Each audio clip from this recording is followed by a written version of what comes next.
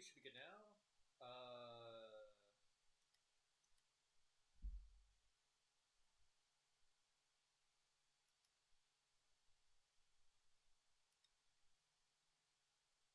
Yep, everything's good. All right. All right, Carbon. So, first of all, because this is your first time being a co-host to a live stream, as far as I'm aware, and since you've gotten a new title very, very recently, how about you introduce yourself for Yes. us? All right. So I'm Carbon. I am a regular mid-range player in the Tiny Leaders Discord server. I am also a committee consultant. Um, so it is my job to yap at the committee when they are making decisions. However, this tier list is all just my opinion as of this moment. So my opinion is swayable with reasoning and also, just my opinion. So I, alone as an individual, do not have that much influence. So this is not like a take on what will be unbanned or anything like that. This is just me personally doing something fun out of the blue. So yes, all opinions expressed are my own and or opinions of those in the VC.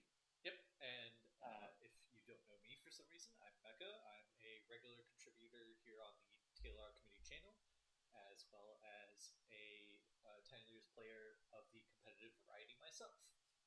I am not a part of the committee, but I have played Tiny Leaders for 3 years, so I hope I can submit some interesting opinions on why cards should be maybe banned or maybe unbanned. Let's get into it, shall we? all right, so I've got a couple tiers set up. I may add more as the tier list goes on if it needs it, or rename some. But here's where we're kind of at. The higher up on the tier list a card is, the more it either I think it either should be banned or like should stay banned or I just dislike it. Um, and then the lower down is the more I think, maybe it's not as bad as one's higher up. Now, um, keep in mind, only the bottom tier here is me thinking a card should be unbanned. Every other tier, I'm happy with it on the ban list. Bottom tier just means I personally think maybe we should test it out a bit. Um, Now, we'll start off with the top tier, not applicable, as that one's sort of the easiest one to explain. The three cards are banned just because they don't really fit into our other blanket rulings. And these cards are Chaos Orb, Falling Star, and Shahrazad. Um, for those who don't know, Chaos Orb and Falling Star are cards which require you to physically flip the piece of cardboard onto the table, and it has an effect on whatever other cards it touches. This is not really replicatable in a digital space and causes play issues where your opponent has to set all their cards far apart. Shahrazad is 2 white mana sorcery. It requires all players to play a magic subgame. All of the losers of that subgame, or specifically anyone who didn't win, so even if it's a draw, lose half their life. Now, couple quick take on some of these cards before we move on from this tier. Chaos Orb with optimal play on both sides, assuming perfect positioning from your opponent and a perfect reflex from you, um, will always be um, a 2 mana artifact that lets you tap and pay one and tap it and sack it to destroy two target permanents or two permanents. So it's a bit strong actually if you're superhuman. But no, it's a kind of a meme now. It's gone. Falling Star sucks. It deals 3 damage to a thing it hits and taps it for 3 mana. And Shahrazad uh, may or may not have been seen play as like a burn spell if it was flip a coin instead of play a sub game, but well, here we are. Yeah, So if that's an unbreakable tier, yeah. I just think that all three of these cards are just like a categorical disallowed from Tiny Leaders ever. None of these three cards are going to be applicable to the identity of our format in any way, shape, or form. They just don't fit in. So Yeah. If you want a Half-Life totals, you're better off with an unstoppable slasher. All right. So now moving on to the real cards. Um, I think it's good to start off with like the more boring ones of like, we kind of expect this. Um, but I'll put a couple of miscellaneous ones in this first little this first little batch, just to sort of set the stage. So the first one I'm actually going to do is yeah, I'm gonna just do Black Lotus, easy one, design mistake, 0 mana, make 3 mana, accelerate 3 color mana, it accelerates you really far into the game. Um, quickly, it combos with everything. Um, it's like yeah, it's famous for a reason. Um, Yeah, I mean, Similar Power and yeah, Nine, Power Nine, good. yeah, Power Nine good.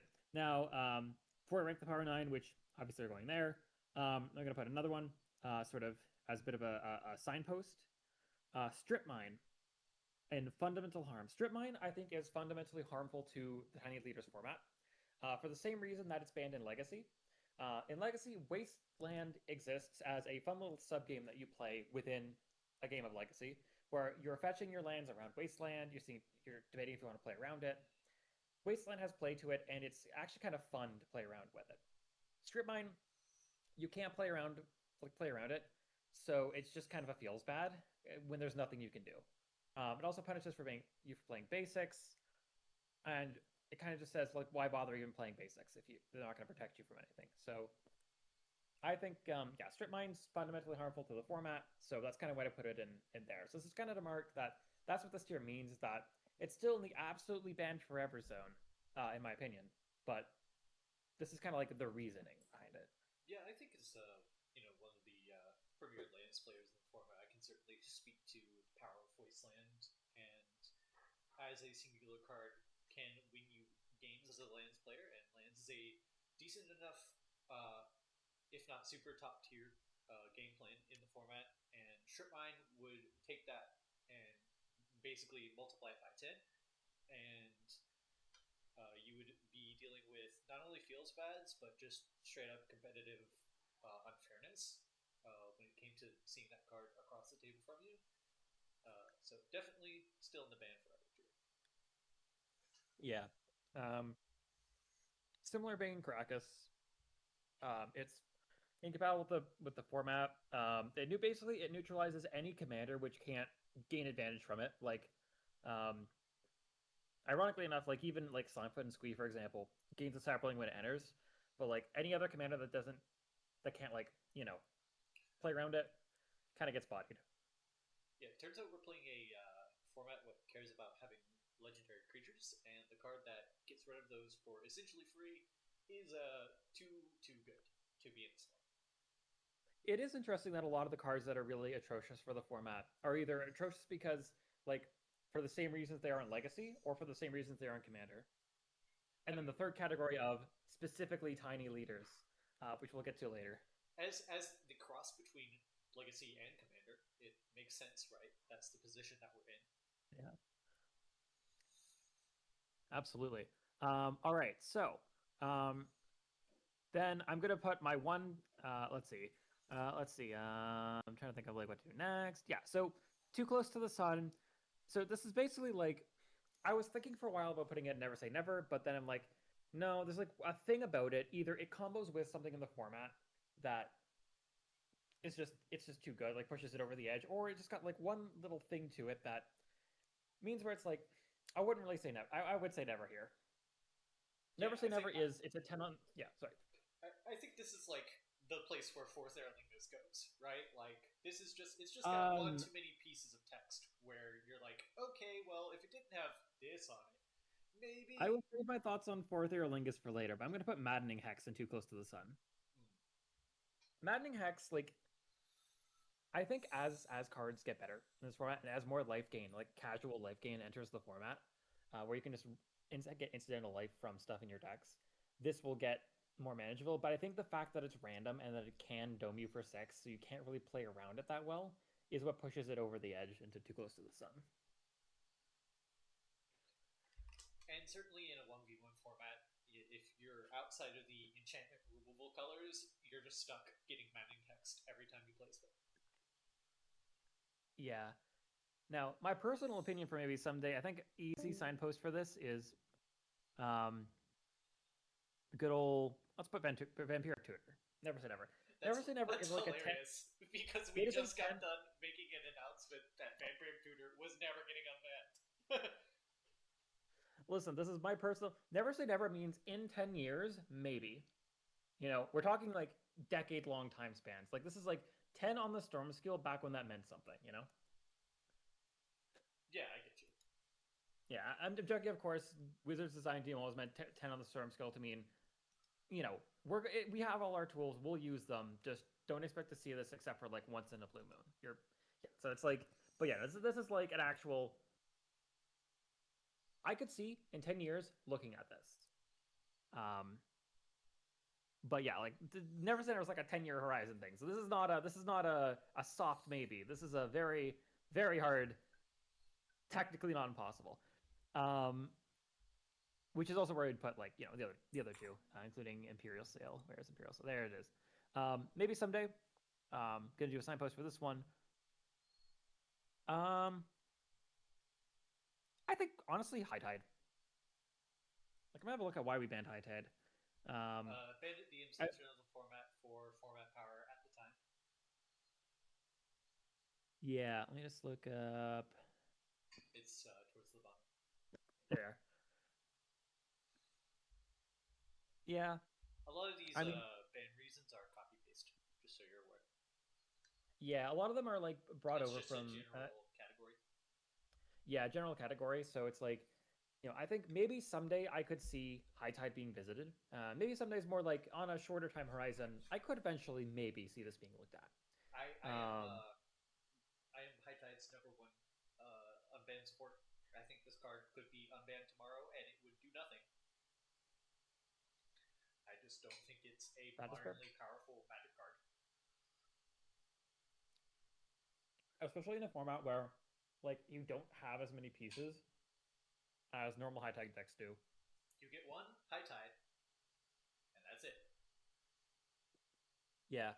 Um, Big whoop. so that's why I put that there. And then should be unbanned. This is for my personal take. Um, I was recently convinced about this by someone I talked to. Um, Rafellos. Apparently, Rafellos was unbanned in another format. I can't remember which format it was. It wasn't Commander. It was like I think it was Dual Commander, Yeah, or it something got like that. unbanned in DC not too long ago. Yes. Yeah, and apparently it just was not good enough anymore because it's powerful, but in DC you have more removal. Like you can answer it. And in Tiny, my other question is like Ravelos is absolutely nutso busted in normal Commander. It would be a CEDH like staple. Um, because there's stuff you can ramp out with it. Its removal is a lot more scarce because there's so many players doing so much stuff. It's like it's easy to sneak him in under removal, but like you can't really do much with him in Tiny, without having to water down your deck with enough protection to actually keep him alive for one turn to tap for the mana, right? And mono green too, it's very restrictive. So those are the signposts, and now for the rankings. So I'm gonna go through these in like a haphazard order. Oh, and just to mention, some of these cards on this list are only banned as commander. For example, I am going to pull up Ren and 6. Ren and 6 is legal. I'm just going to put it just here as a holder zone. Ren and 6 is legal in the 49. So their placement on this list does not reflect how I feel about them in the 49. It's just as their banned as commander thing. Ren and 6, yeah, I'm thinking probably too close to the sun. I could see it in either tier. Either never say Um, never, too close to the sun. I think that it's another one of those as cards continue to progress. The text on Six kind of gets less and less excellent. It is obviously an extremely powerful Magic card, and would certainly, if it were unbanned, be one of the best commanders in the format. But the game plan that it wants to go towards just like isn't that obscene.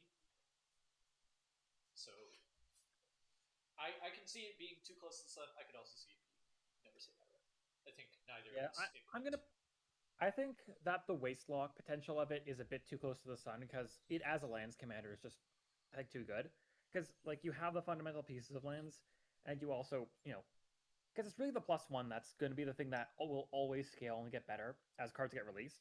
The -1 not so much, but really if you're playing Ren and Six, he's there. Like Ren and Six, sorry, she's banned as a well, they are banned because it's two of them. Is banned as a proactive piece here. Yeah, I think it's So that's my kind certainly of take better on to it. leave Ronin 6 on the ban list rather than Yeah. have to think about banning potential lands pieces. I think I would rather bite the bullet on Yeah. Ronin 6 as a lands player. Yeah, so I'm putting it. I think it's too close to the sun. I will put it a higher up than Metal Hex. So, also to clarify, closer to the tier names here on within a row is more powerful, like more ban worthy. All right, so I'm gonna. So that's just there as an example. I'm gonna go sort of haphazardly through these, mostly sticking to left to right order, but skipping as needed. So let's just get the Moxen out of the way. I'm just gonna drop them all here. Wait, they're design mistakes. They're really cool. They're iconic. We all love them. We love you, Moxen, but design mistakes. I think in Tiny the order would probably be blue, green, red, white, black. Green because you can hold up protection. Like it would basically be you play Mox. It gives you enough mana to play your thing and protect it. Blue can do everything basically. Red is for storm purposes. Black, I mean, it's amazing. One black mana is amazing. Can do a lot in this format. It's just like the free mana of anything is great, and white is still amazing. It's just like free mana of anything is good. So yeah, the Moxen, same mistakes. I would also view Mana Crypt as a Moxen. I personally view it as a Mox. Like it damages you, and it's not insignificant, but With it's a Mox. it was legal for so long in Commander itself, and it finally got added to the ban list.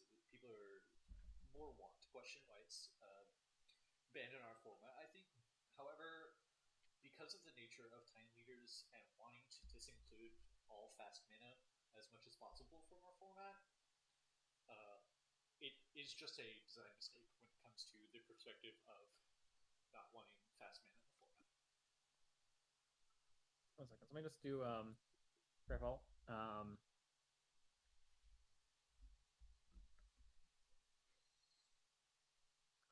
Yeah, it's banned in every format. It could be legal in and restricted in Vintage. I Five think this is a 5 points design in mistake. Highlander is also notable. Yeah, I think this card is a design mistake. Look, it's fun, it's iconic, it's a design mistake. That's why we love it. Design mistake is a positive for the coolness factor of Mana Crypt. But yes, design mistake. Um, yeah, so next up we'll do the other power nines. I think here's my hot take. I think Ancestral Recall is a better card than Black Lotus, and I think it always has been. And put Time Walk here. I don't disagree with either of those takes. I think Recall is the second most powerful card ever printed in all of Magic the Gathering. What's number one?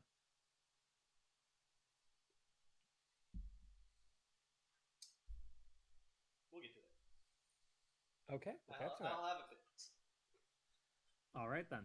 But yeah, so I think Time Walk is 2 mana effectively win the game. Like if it comes down while you're ahead, it just wins you the game. If it comes down while you're behind, the worst case is that it's like draw a card, put a land onto the field, untap 2 lands. Um, so yeah, just too good. Yeah, it's like power nine, power nine. My one take is that this is not really a hot take. I think everyone's made this take that Time Twister shouldn't have been in the power nine. Um, I think it's I put it here. I weirdly enough, I feel like Time Twister is a never say never, and I'm gonna place this alongside another card, Wheel of Fortune. I think Wheel of Fortune is more dangerous in this format than Time Twister is because Time Twister shuffles your graveyard back in, so it's harder to deck people with Time Twister. Interesting. I think the real nature of it. Obviously, it's a Power 9 piece. It will never get unbanned. Uh, Same with Wheel. They're both essentially, if you're committed to the game plan, 3 mana win the game. So, I don't really have too much to say on them. I think they could both be in either the design mistake or fundamental harm tiers. Yeah, They're I about the think same I to think me, honestly. yeah. I mean, my opinion is that Time Twister, maybe in 10 years, I'm putting this above Vamp Tutor. But maybe in 10 years, we can consider it. Because like we've seen Time Twister played in other formats with Echo. Like Echo LED is just Time Twister. It's like Time Twister Black Lotus effectively. Um, so it's mostly there for Storm. Um, but we also have a more balanced version of Time Twister that doesn't let you do Storm stuff with it, which is Days Undoing.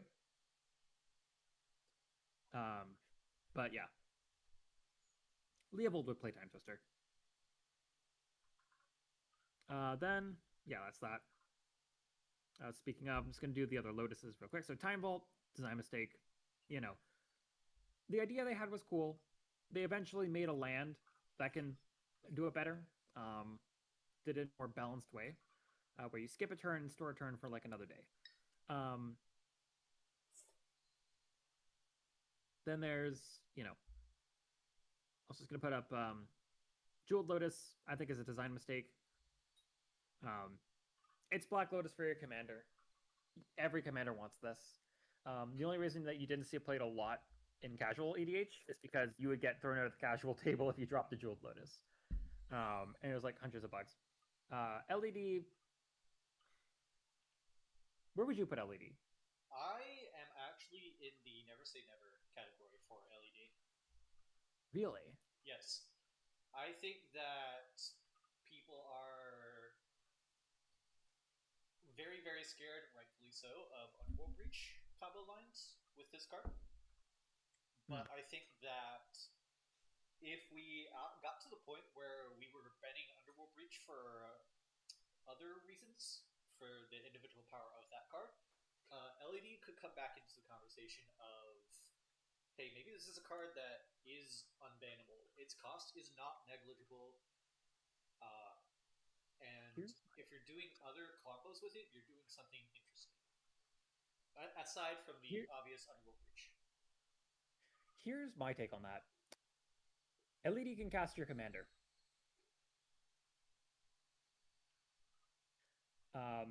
LED has a distinctive edge of this format that it does not have in any other format other than Commander, which is that you can spend that mana on your Commander.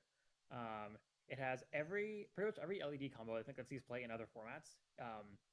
Could see play here, which like that's fine and all. I think if it was just that, it'd be fine. But because it can cast your Commander and you can play LED fairly and still have it be good, I think that kind of pushes it over the edge to me. So I'd probably put it in Too Close to the Sun. I'm gonna put it at bottom of Too Close to the Sun here. I That's don't my opinion. disagree. I think there's a case for either. Yeah. Fierce Guardianship, fundamental harm to the format. Afflicting Spot, fundamental harm to the format. Okay.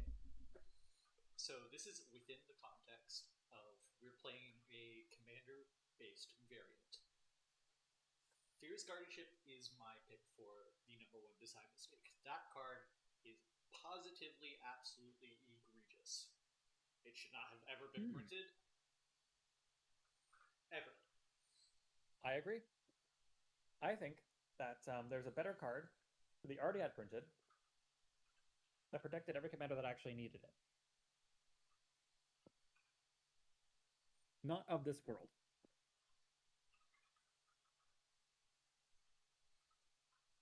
Um, but that's But yeah, neither here you nor were there. asking earlier I about my take for the most powerful card. That's it. In the context of we're playing a commander variant. Yeah, I think these two are design mistakes. Yeah. In the context of tiny leaders, I would put both of these actually above ancestral. For like just a free spell that you just get for just having your commander on the battlefield. is just it's something that should not have ever been done. I can't believe those cards are still legal in EDH. To be honest with you, I thought they would have Yeah, joined Jewel Lotus in the get this card out of the format. What were you thinking, Wizards? Blizzard, figure out. But this is yeah. It's like I mean, I yeah, I because like mean, the it's Newcastle your tier fundamental arms, list. If you think yeah, differently, like here's my opinion is I agree. I think that they are egregious. I think that these two are some of the least bannable, least unbannable cards in history. Um, it's like in a 1v1 format, that power gets absolutely magnified 100 times. exactly. Um, in a format where you want to get your commander down early, like your commander is 3 mana, it gets magnified 100 times. Now, I'm putting Deflecting Swat over Fierce Guardianship here because there's not a lot of spells that in this format that Fierce Guardianship would counter that Deflecting Swat wouldn't. And Deflecting Swat being like reflecting your opponent's removal spell back at a creature and making it a 2-for-1 that is free is disgusting. um, so yeah, my opinion, I think deflecting in the context of tiny leaders specifically, deflecting swat is I think the most disgusting card in the format.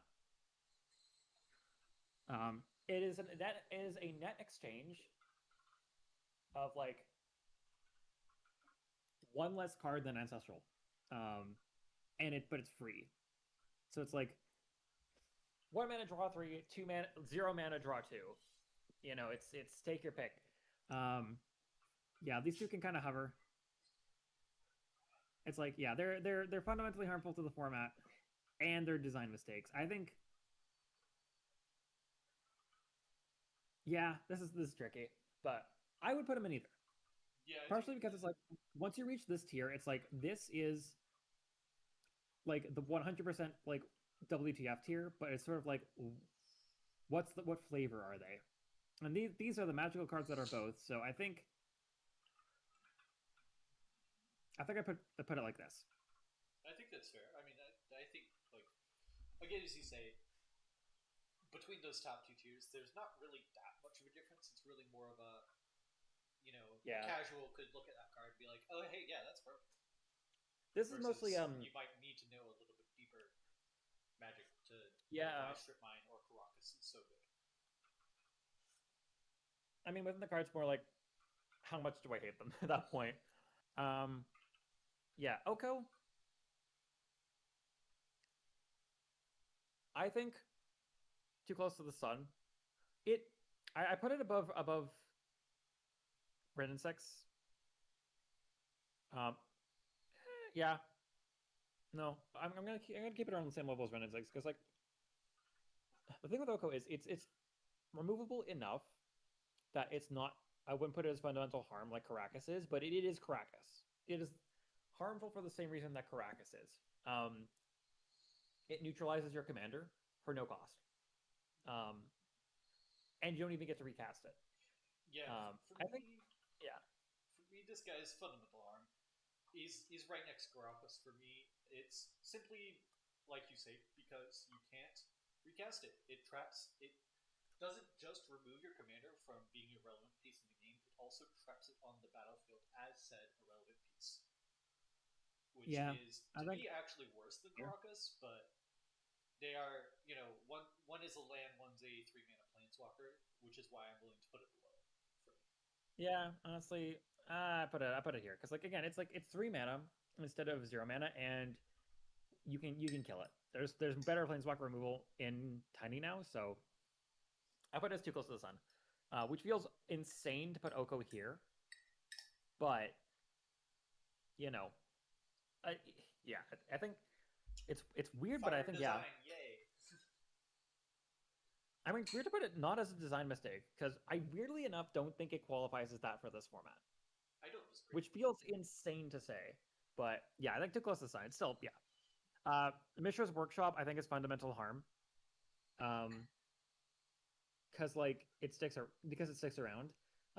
This is like get your game-winning stacks piece out turn 1, and then turn 2 have the mana to keep going through your stacks piece. So It breaks the symmetry with every like big stack piece you could play.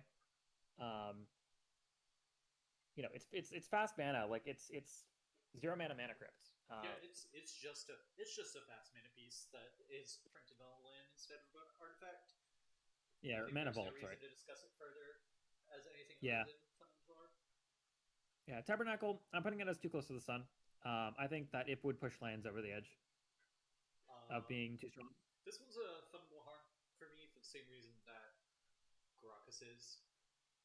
This is a creature based format most of the time. I mean, not necessarily. Like again, it's like I think it is. You can play around a lot more than you can play around Caracas. Like it is still like pretty debilitating, and I think still toxic enough to be banned. But in my opinion, I think that it's not the same kind of threat that Caracas is, because it can you can still keep things around, I guess. But like, yeah, I put it as too close to the sun because you also have to think of like who would run this, right? It's like control decks and lands decks, and my take is like this: if a card would only really be run in a couple of decks, um, ignoring like color restrictions, um,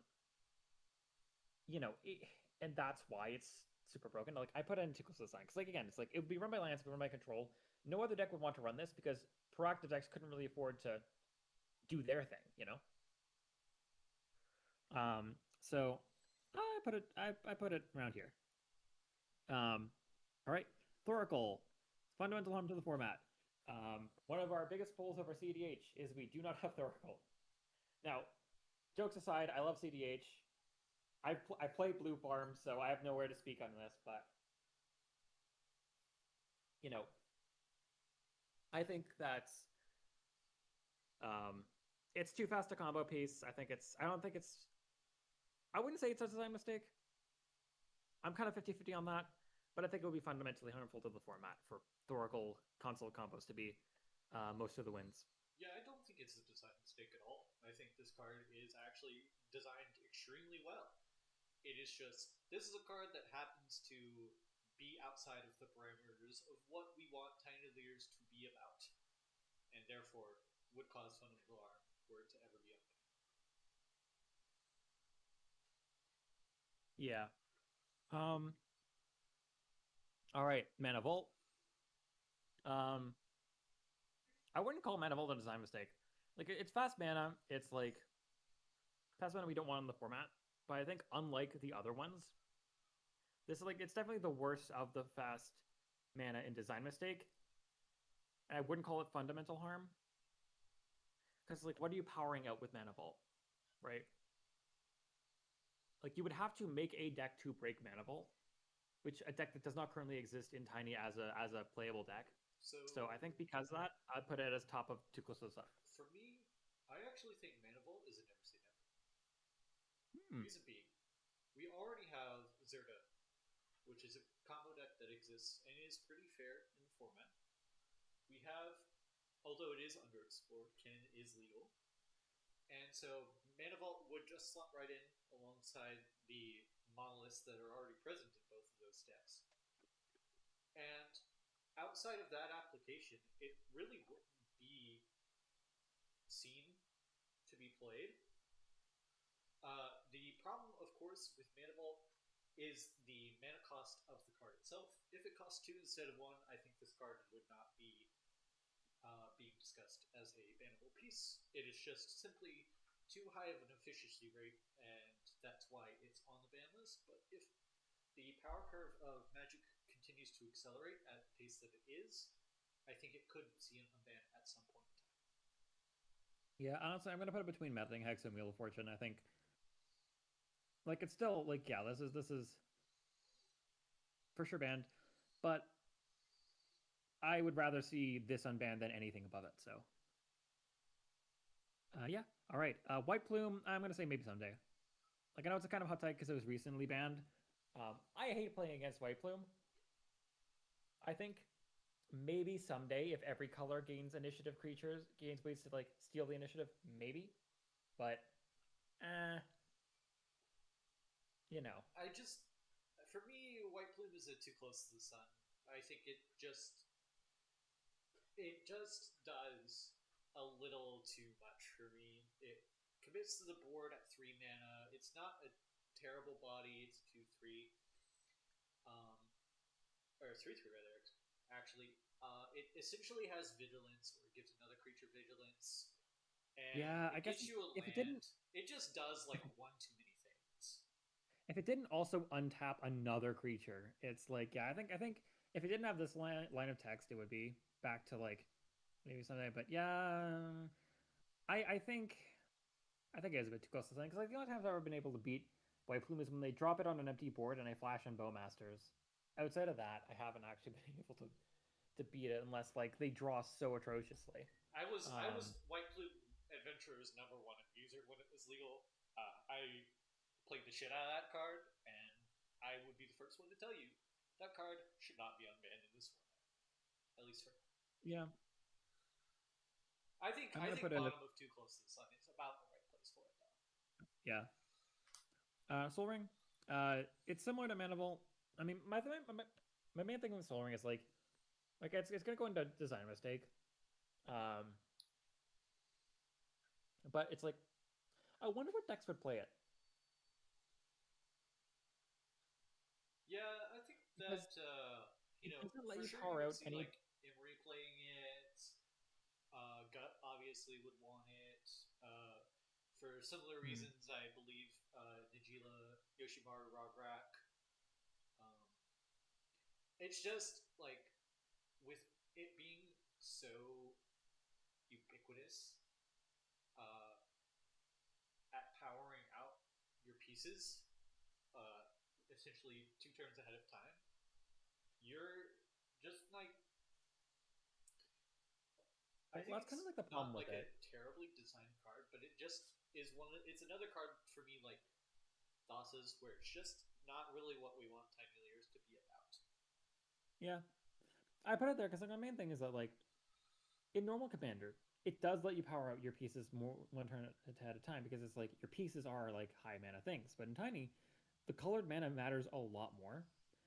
And so like this wouldn't let you power anything out in turn two that like an Ancient Tomb wouldn't, right? Like because it takes your colored mana on turn one to play.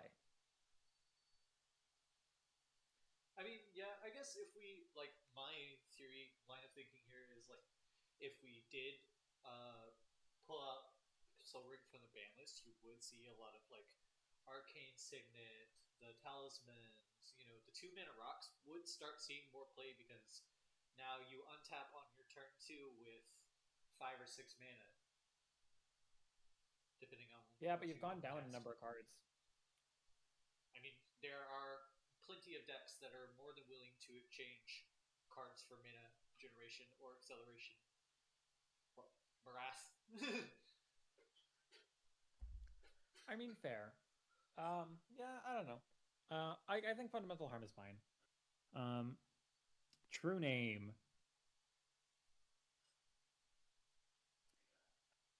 I'm in the should be unbanned My camp on this one. my head says maybe someday. My heart says never say never. I listen. I don't want to play against this card. Uh, I mean, it's crazy because like it doesn't. It has a stronger protection than anything we've seen in recent times, but also it. I'm putting that maybe someday because it also doesn't snowball. Yeah, it's It just the doesn't. one, It right? loses to Like, Barrowboy. it does. But I think that card Yeah, should because be on the Barrowboy ban list, places but it. that's neither here nor there. Uh, I think it's just fine enough. yeah, I really think that this card could be unbanned, and it really wouldn't be that much of a commotion about it.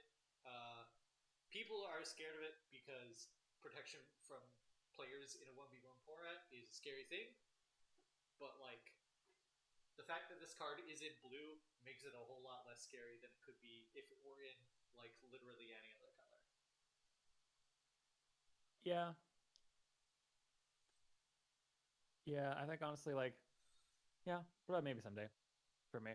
I'll put a bottom maybe someday. Umezawa's Jite. I think maybe someday, but not today. Because like my main take on GTA is like I think people underestimate how impactful its modes are in this format specifically. Like, look at Goblin Bombardment, right? That's been a pretty good card. Umezawa's Jite. Remember that it gets 2 counters whenever a creature deals any combat damage.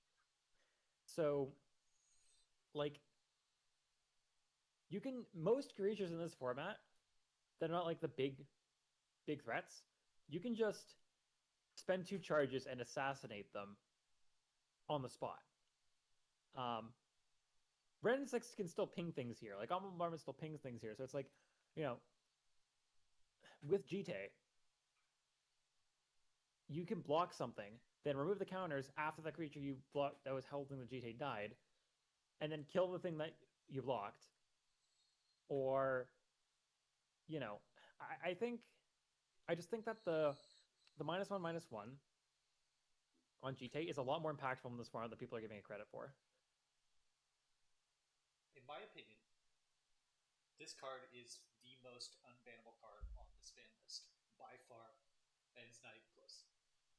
You spend 2 mana to cast it, you spend 2 mana to equip it, and then you have to get in with a creature. And then You don't have to get only in. then do you get your choice of either 4 life +4/+4 until end of turn, or -2/-2 until end of turn. You don't actually have to get in with a creature. It is not combat damage to a player, it's combat damage. So you can block with that creature, and it still gets the charges. It does not matter. If you are getting to the point where you're going to combat and you're attacking with this creature that you spent 4 mana to equip an equipment to, you are already either so ahead or so behind that you're either already going to win this game or you're already going to lose. And Umezawa's Jite is not going to change the outcome in any way. Well, it's like you don't have to attack with the creature. You can just hold it back as a blocker, and so then any attack into the creature is just like bad. I just think that with the sheer amount of rule that runs around everywhere in this format, this card is just not a card that makes the grade for modern evaluations. It's legally modern right now, and it has done exactly nothing. And I think that's exactly what would happen if it were to be unbanned in Tiny Looters. Well, the creatures in modern are not the creatures in tiny, so it's like they're a Agreed. bit bigger. Oh, I'll compromise on bottom of maybe someday. We'll see. It's my thoughts on it. Price of progress, It's your fundamental tier harm list. to the yeah. I'm using my tier list veto to put it bottom maybe someday. Price of progress, fundamental harm to the format. Price of progress. Remember, it does not scale by 1; it scales by 2. Yeah, it's just too much at 2 mana. Like, even if you try and play around it, realistically, this is going to be 2 mana, instant speed, deal 6 damage to each player. And A, it's going to cause a lot more draws because you can use it to get out of a loss by killing both of you. Um, B, it's going to absolutely nuke 3-color decks because, like, because everything's so low to ground and tiny, 3-color decks kind of have a hard time affording to be able to play like basics. Like I removed a forest from my deck. Like it might just be me being weird, but I removed the basic forest from my deck because I lost more games to drawing that forest than I ever did to Blood Moon. I think that just like this could either be a fundamental arm or it could be a too close to the sun for me. I think it could be either or both. Honestly, it just does too much at 2 mana, and that's why it's banned. I think it's a fundamental harm to the format because for the same reason Strip Mine is, it's not fun to try and play around it. Whereas Wasteland is fun, so I'm putting it fundamental harm. I don't disagree. Necropotence. This is such a funny one, given how much playable burn there is in the format.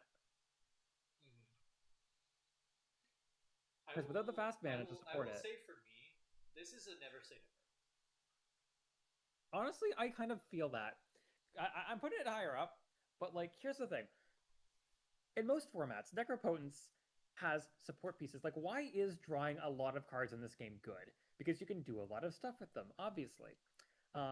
Most insane cards are like Ancestral. You draw the cards, you're up advantage, and you don't really lose anything in exchange. Necro, you lose the ability to draw more cards.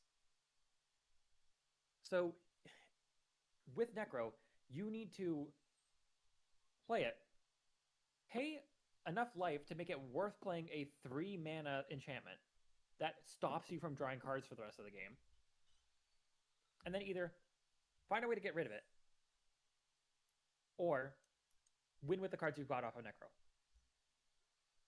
Yeah, And it's like, yeah, this is a combo card in Tiny Leadership. That's all it would be. yeah, it's a combo card. There's enough aggro present in the format that if you grieve your Necropotence, you die.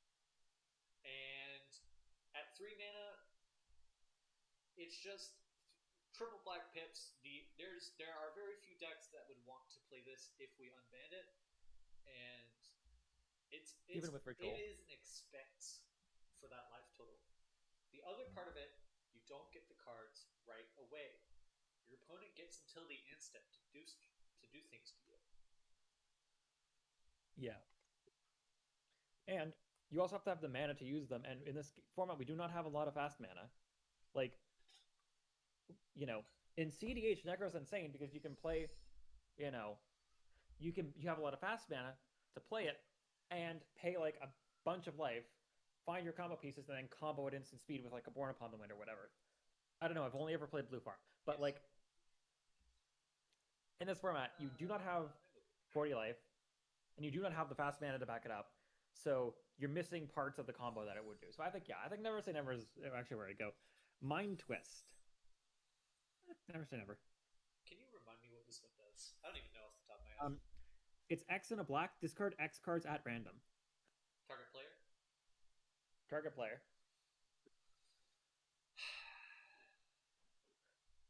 So here's the deal, right? It's banned in Legacy. For me, I honestly believe that this is like either a Never Say Never or it's a little bit too close to the sun. But this is another like combo card. Honestly, the only real like consequence is the feels bad of your opponent going Swamp Dark Ritual like Mind Twist essentially, Which is a hint to Turok. Yeah, but like which is legal in the format. I don't really know. I think it's fine to Never Say Never. I don't really have a strong argument. Yeah, for or against it. It's not a card that I would want to see unbanned, and I don't think it's a card that the community would ever actively look at for an unban because it's not a fun card. Yeah, I mean, it doesn't add anything to the format by existing. Yeah, it's like at low values of X, it's just a worse him to Turok, and at high values of X, the random doesn't matter because most people are not going to have enough cards in hand to keep one. You know, it's like it's either you're hemming them for 3 or you're discarding their entire hand. In which case, there's like, are there cards that like just like, okay, oh, this card, X cards, mana X. Okay, it is the most efficient way to make a player discard a number of cards. Mind Shatter. It's like one more expensive Mind Twist. But anyways, it's like, you know, it's like it's the most inoffensive. I think it's more inoffensive than any card above it. Yeah, I don't disagree. But I would put it at the top. I think Time Twister is more offensive or more inoffensive than Mind Twist is. Not Mind Twister. Time Twister. All right. Ooh, we're starting to get a bit lower. We're starting to get into the spice. Skull Clamp.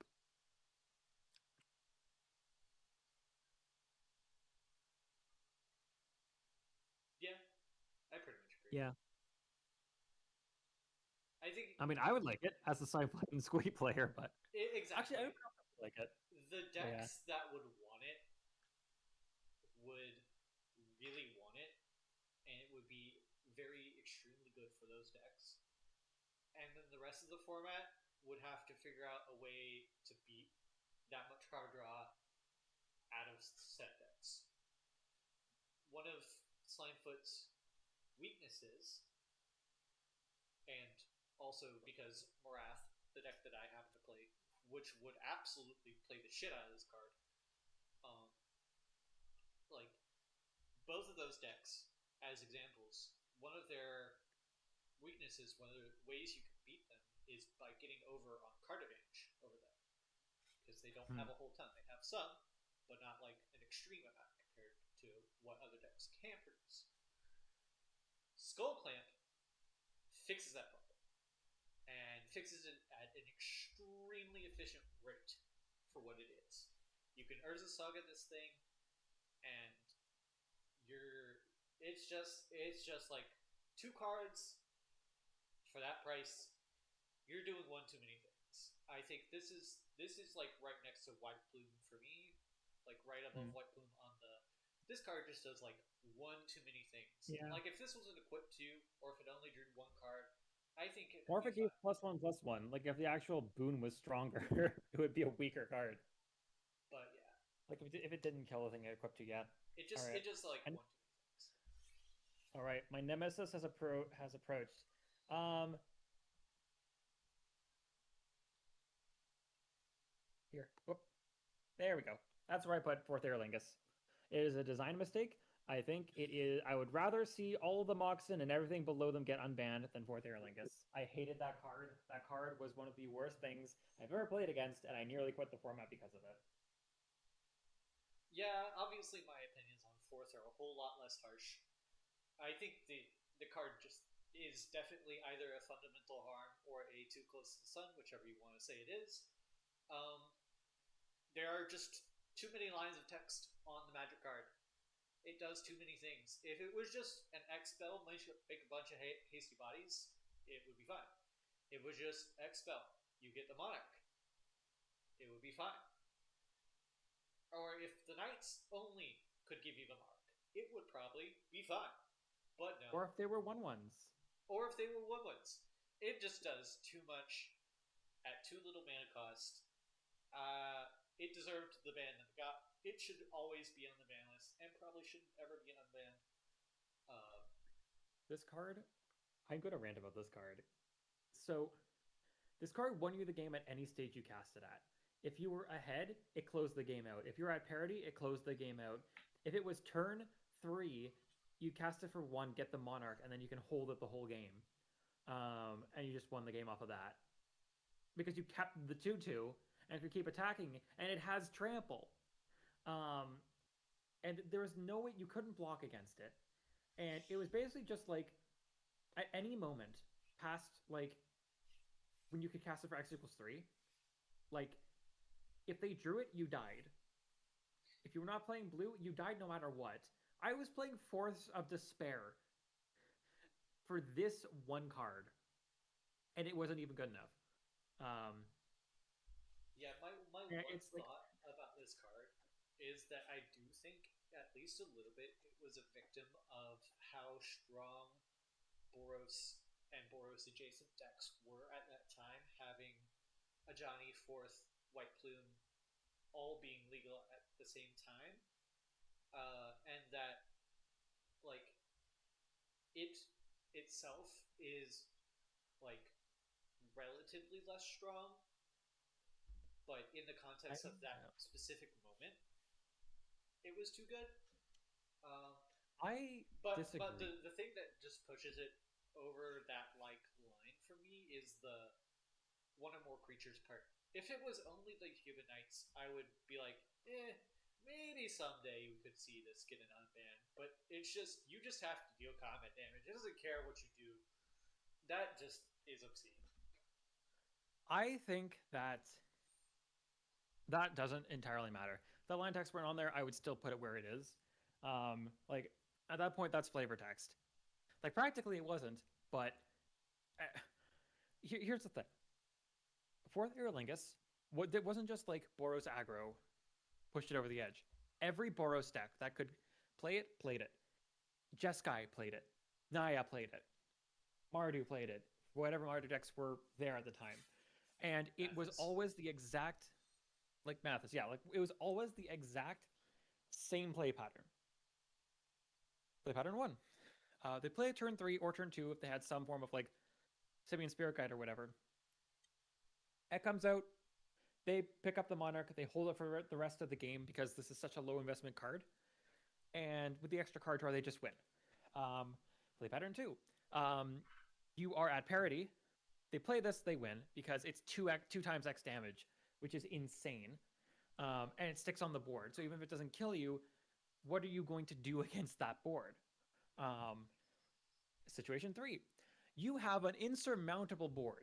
They have no cards in hand, nothing. All they have is a top deck. They top deck fourth, win the game. There was a match I played. I can't remember who it was against. It might have been against Mishra, but the player Mishra, not the commander Mishra, where I had so many creatures on the board. I had like 6 creatures on the board. They were at like 1 health or whatever. I was at like 19 or whatever. Maybe not 19, like 12 or something like that.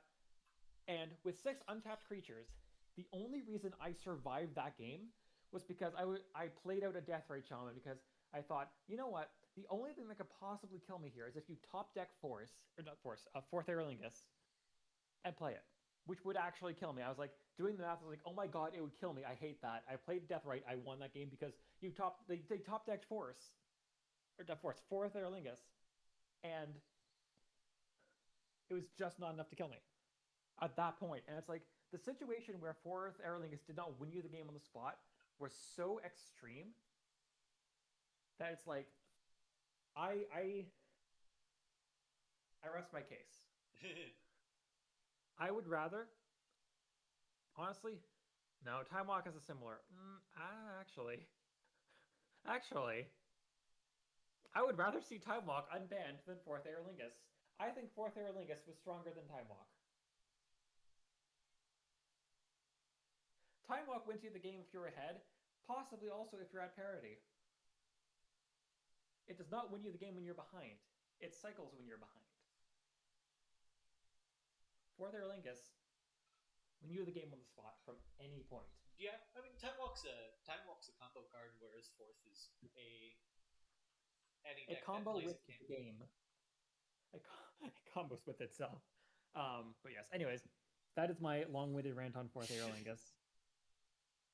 Do you feel like If you can't tell, I lost to it a lot. I beat you with that card a number of times. You did. I, Mox Amber I goes do to think it deserves its place, though. I will say. yeah. All right. Teferi. The very never say never. Here's the thing. Teferi's sorcery speed restriction makes him, I think, a little bit too, you know, like it's. I think it's a nightmare against control decks. I think it's not as bad in this format because we don't have as many of those combos that can be protected by Teferi. That you wouldn't just silence or Knight Errant. But yeah, Teferi stopping counter magic, pretty good. For me, he's in the too close to the sun tier. I just think like my question is, what does this card add to the format if we were to unban it? And I think for me personally, the answer to that question is nothing. Control is already plenty strong as it is. There are control decks that are consistently towards the top of the meta, and there is no reason to make them any stronger. And the only kind of deck that would want a control piece such as this is a control deck. Yeah, also, and honestly, like not dying to lightning bolt is stupid. that's true. Doesn't have lightning bolt. The other thing is, even if it -3s, because what you can do in Amanatu is if you have Amanatu out, you can play Teferi, -3 bounce a thing, draw a card, minus Amanatu, blink Teferi, -3 bounce something, draw a card. So you've drawn 2 cards already. So even if they do bolt Teferi, you're already down. You're already down a card from the exchange. So it nets you 3 cards because 2 from it giving you 2 cards, like 1 from your opponent having to spend a card on it. Well, no, okay, no, it nets you 2 cards. But it's like that's if they answer it immediately, and if they don't, Not to mention then you can play like them yeah. spinning an answer on their turn that you can then counterspell with them having no ability to respond to it because of Teferi. Yeah. It's Yeah. it's just not a card that would ever need to be present. Yeah. It adds nothing. Honestly, I agree. I agree it's too close to the sun. I would say because it adds no value, I put it here. I could see it being higher. Yeah, I think it's about the same as pop for me. Like, Really? Fundamental harm to the format? yeah, I think that control has proven itself to be very strong. It is that deck. The decks that are playing control style have been consistently top tier for many years now, and that if we were to, for some reason, make the decision to unban this card, it would make Tiny Leaders simply unfun. It would harm the form. I would Yeah. quit. I would quit if this card. I honestly, now that I'm thinking more about it, I kind of agree. Like I played would mid-range drop this decks, format and in a it's like, heartbeat if we unban this card. That would be my yeah. Honestly, it's kind of like I think yeah, it's there's more planeswalker removal now, but not enough planeswalker I removal mean, now. I think like there's again, no it's like planeswalker removal that has split second on the magic card. yeah, and like versus like Oko for example, like Oko shuts down your commander, Teferi shuts down your entire deck. You know, it's like there's a point where Oko elking things is actually bad for the Oko player. So Oko starts elking their own like food tokens and all that. So it's like Oko at I think least Oko, lets you remove it. yeah, it at least lets you remove it the turn it comes down. It doesn't stop counter magic, and it doesn't like Teferi. It's just Teferi's passive is just so good. I think it's more impressive than Oko's active, right? Because also you can disrupt your flute Oko. You can't disrupt your flute in response to Teferi and hope that to do anything I mean, other than just shut down like the yeah, cherry you on top. can. It's just it doesn't stop the part of the card that is the reason why the card is good. Yeah, Fantasticar, Lamau. Oh boy, this one. I think that this card was rightfully banned from the face of the format, and It's like it's a meme. It's like for me, this is like close to the top of design mistake. Why? Why? Why Wizards of the Coast is this card 3 mana? Can anyone tell it could me? have been 4. It would have been should. symmetrical. By all means, measures, and reasoning, this card should cost 4 mana. That's like the whole thing of the card. They made it cost 3. God knows why. And it has proven consistently to be one of the worst decisions that has ever made. This is like a Nadu level. What the fuck were you thinking, Wizards of the Coast? Why did you do this for me? Yeah. I'm up here. I'm there with you. Yeah. This is would my I fourth year like this. I'm glad it spent a very very very short time in our format. Yeah, like in terms of where I'd put it above the Moxen.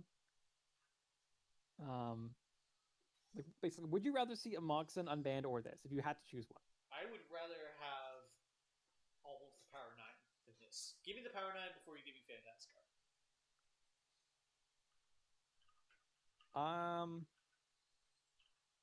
But Yeah, I'm pretty harsh on the card, I will say. like honestly, like it probably is more powerful if we're there Legus. 90 I would I'm say too also salty like to put it above. 90% of the format never saw a fantastic card cast against them. Like This is with true. the I mean, exception of here's the the thing. Northern California players who had to play a tournament. I'm so sorry for you guys, by the way. If anyone's listening from NorCal, I'm so sorry that you had to play a tournament with this thing legal. I'm so sorry. Um, with the exception of that, 90% of the format never had to see a fantastic card resolve on the other side of the battlefield.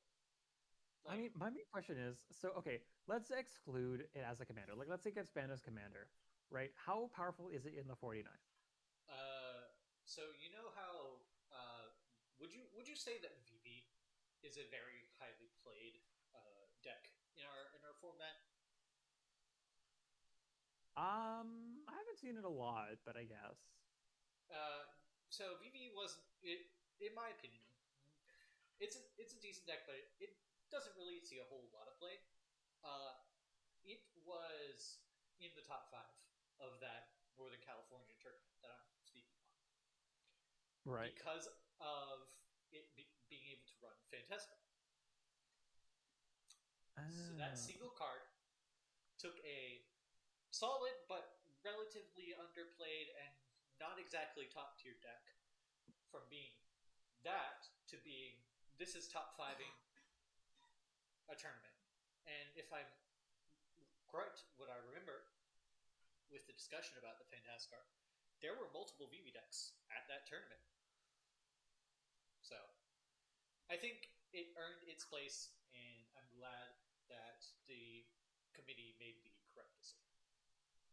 Yeah, I'm too salty to put it above Fourth Aerolingus, but I will say, Fourth Aerolingus, every deck that could play red white wanted Fourth Aerolingus, no matter what archetype it was. Fantasticar, only VV could play it. VV, Ral, Acerarak. Yeah, Storm control decks can play it. Rocco. Mid-range decks could not. So, like, I don't know. I'm kind of on the fence about that. I'm putting it next to Fourth Aerolingus. I am too salty to let it go above that. Realistically, it probably is above that. But listen, it's my tier list. It's your tier list, and you're making the I decision. get to make bad takes. Okay. Survival of the fittest. I mean, I've seen it in pre-modern. It's funny, but I'm interested to see I think what it's too you close think to the about sun. this one. Like, my opinion on Survival of the Fittest, I'd say too close to the sun. For me, this is a never say never, actually. And Really? it's for a lot of the same reasons as Necropotence. I kind of agree. Like, it's a 3-mana combo card. It's a non-negligible cost. And you did have to pay the cost of whatever card you tutored with it. My main concern with Survival of the Fittest is that it would make green-based creature combo decks too consistent, and we already have a couple of those in the top tiers of the format. And so that's why I would be hesitant to unban it as of now. But if we got back around and we were like, we banned Food Chain for individual power, I'd be much more willing to consider Survival. Yeah, honestly, my take on Survival is that, like, whenever I see these cards, like all these cards that are really busted in other formats, you think of like why they're busted, and you think of like, does that really apply to Tiny, right? Like with Survival of the Fittest, well, one thing you can do with it is, like, for example, if you have a squee, like that one squee that returns to your hand, it's like, oh, it's a neat combo. You can tutor every turn for the creature you want. But like in Tiny Leaders, we're fast enough that like the mana cost is non-negligible here. And like there's not a lot of like 2 creature combos that you can get that if you're spending that much mana on, your opponent doesn't have time to find removal for. Like if you're spending this much time on it, like yeah, it's like, you know, your opponent's gonna either kill you or remove it or something like that. And so like the tempo on this is just slow enough to where I'm like considerable because it's a 2-mana spell. So controls, like, if you're on the draw, control's going to have the opportunity for counter magic. If you're up against aggro, they're going to be already well into their game plan by then. It's just at that right amount of pace for me where I'm like, this is a combo card that I could see being unbanned and it not being a completely unreasonable thing. Yeah. I kind of agree. I feel like it is not as bad as Mind Twist. I think it's fun enough that it ekes out Mind Twist. I think, yeah, I'll put it in Nerves and Ever. I think that's where I'm at. Johnny Nicodle Pariah, Lamau. Anyways, moving on. Johnny. I go back and forth on this one. I think because of how strong Boros as a shell is, it probably lives in the too close to the sun tier for me. Just because, like, It's just like I the will straw say that never. breaks the camel's back. It's For how Johnny. strong Boros is with it. But I think it is another one that was a victim of how strong the Boros shell was at the time that it was legal. I think that a Johnny is more like the log that broke the camel's back. It is leagues above everything else Boros can do. Even in the 49, it's played in every single deck that can play it. Because it's just so much insurmountable value for one card. Like the it's easier to flip almost. I'd say it's easier to flip in this format than Tamio is. Um, Oh, by far. yeah, by far.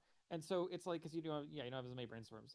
But it's like and the flip side generates tokens that are very significant in this format. And if you have a red permanent, your opponent is dying very, very soon.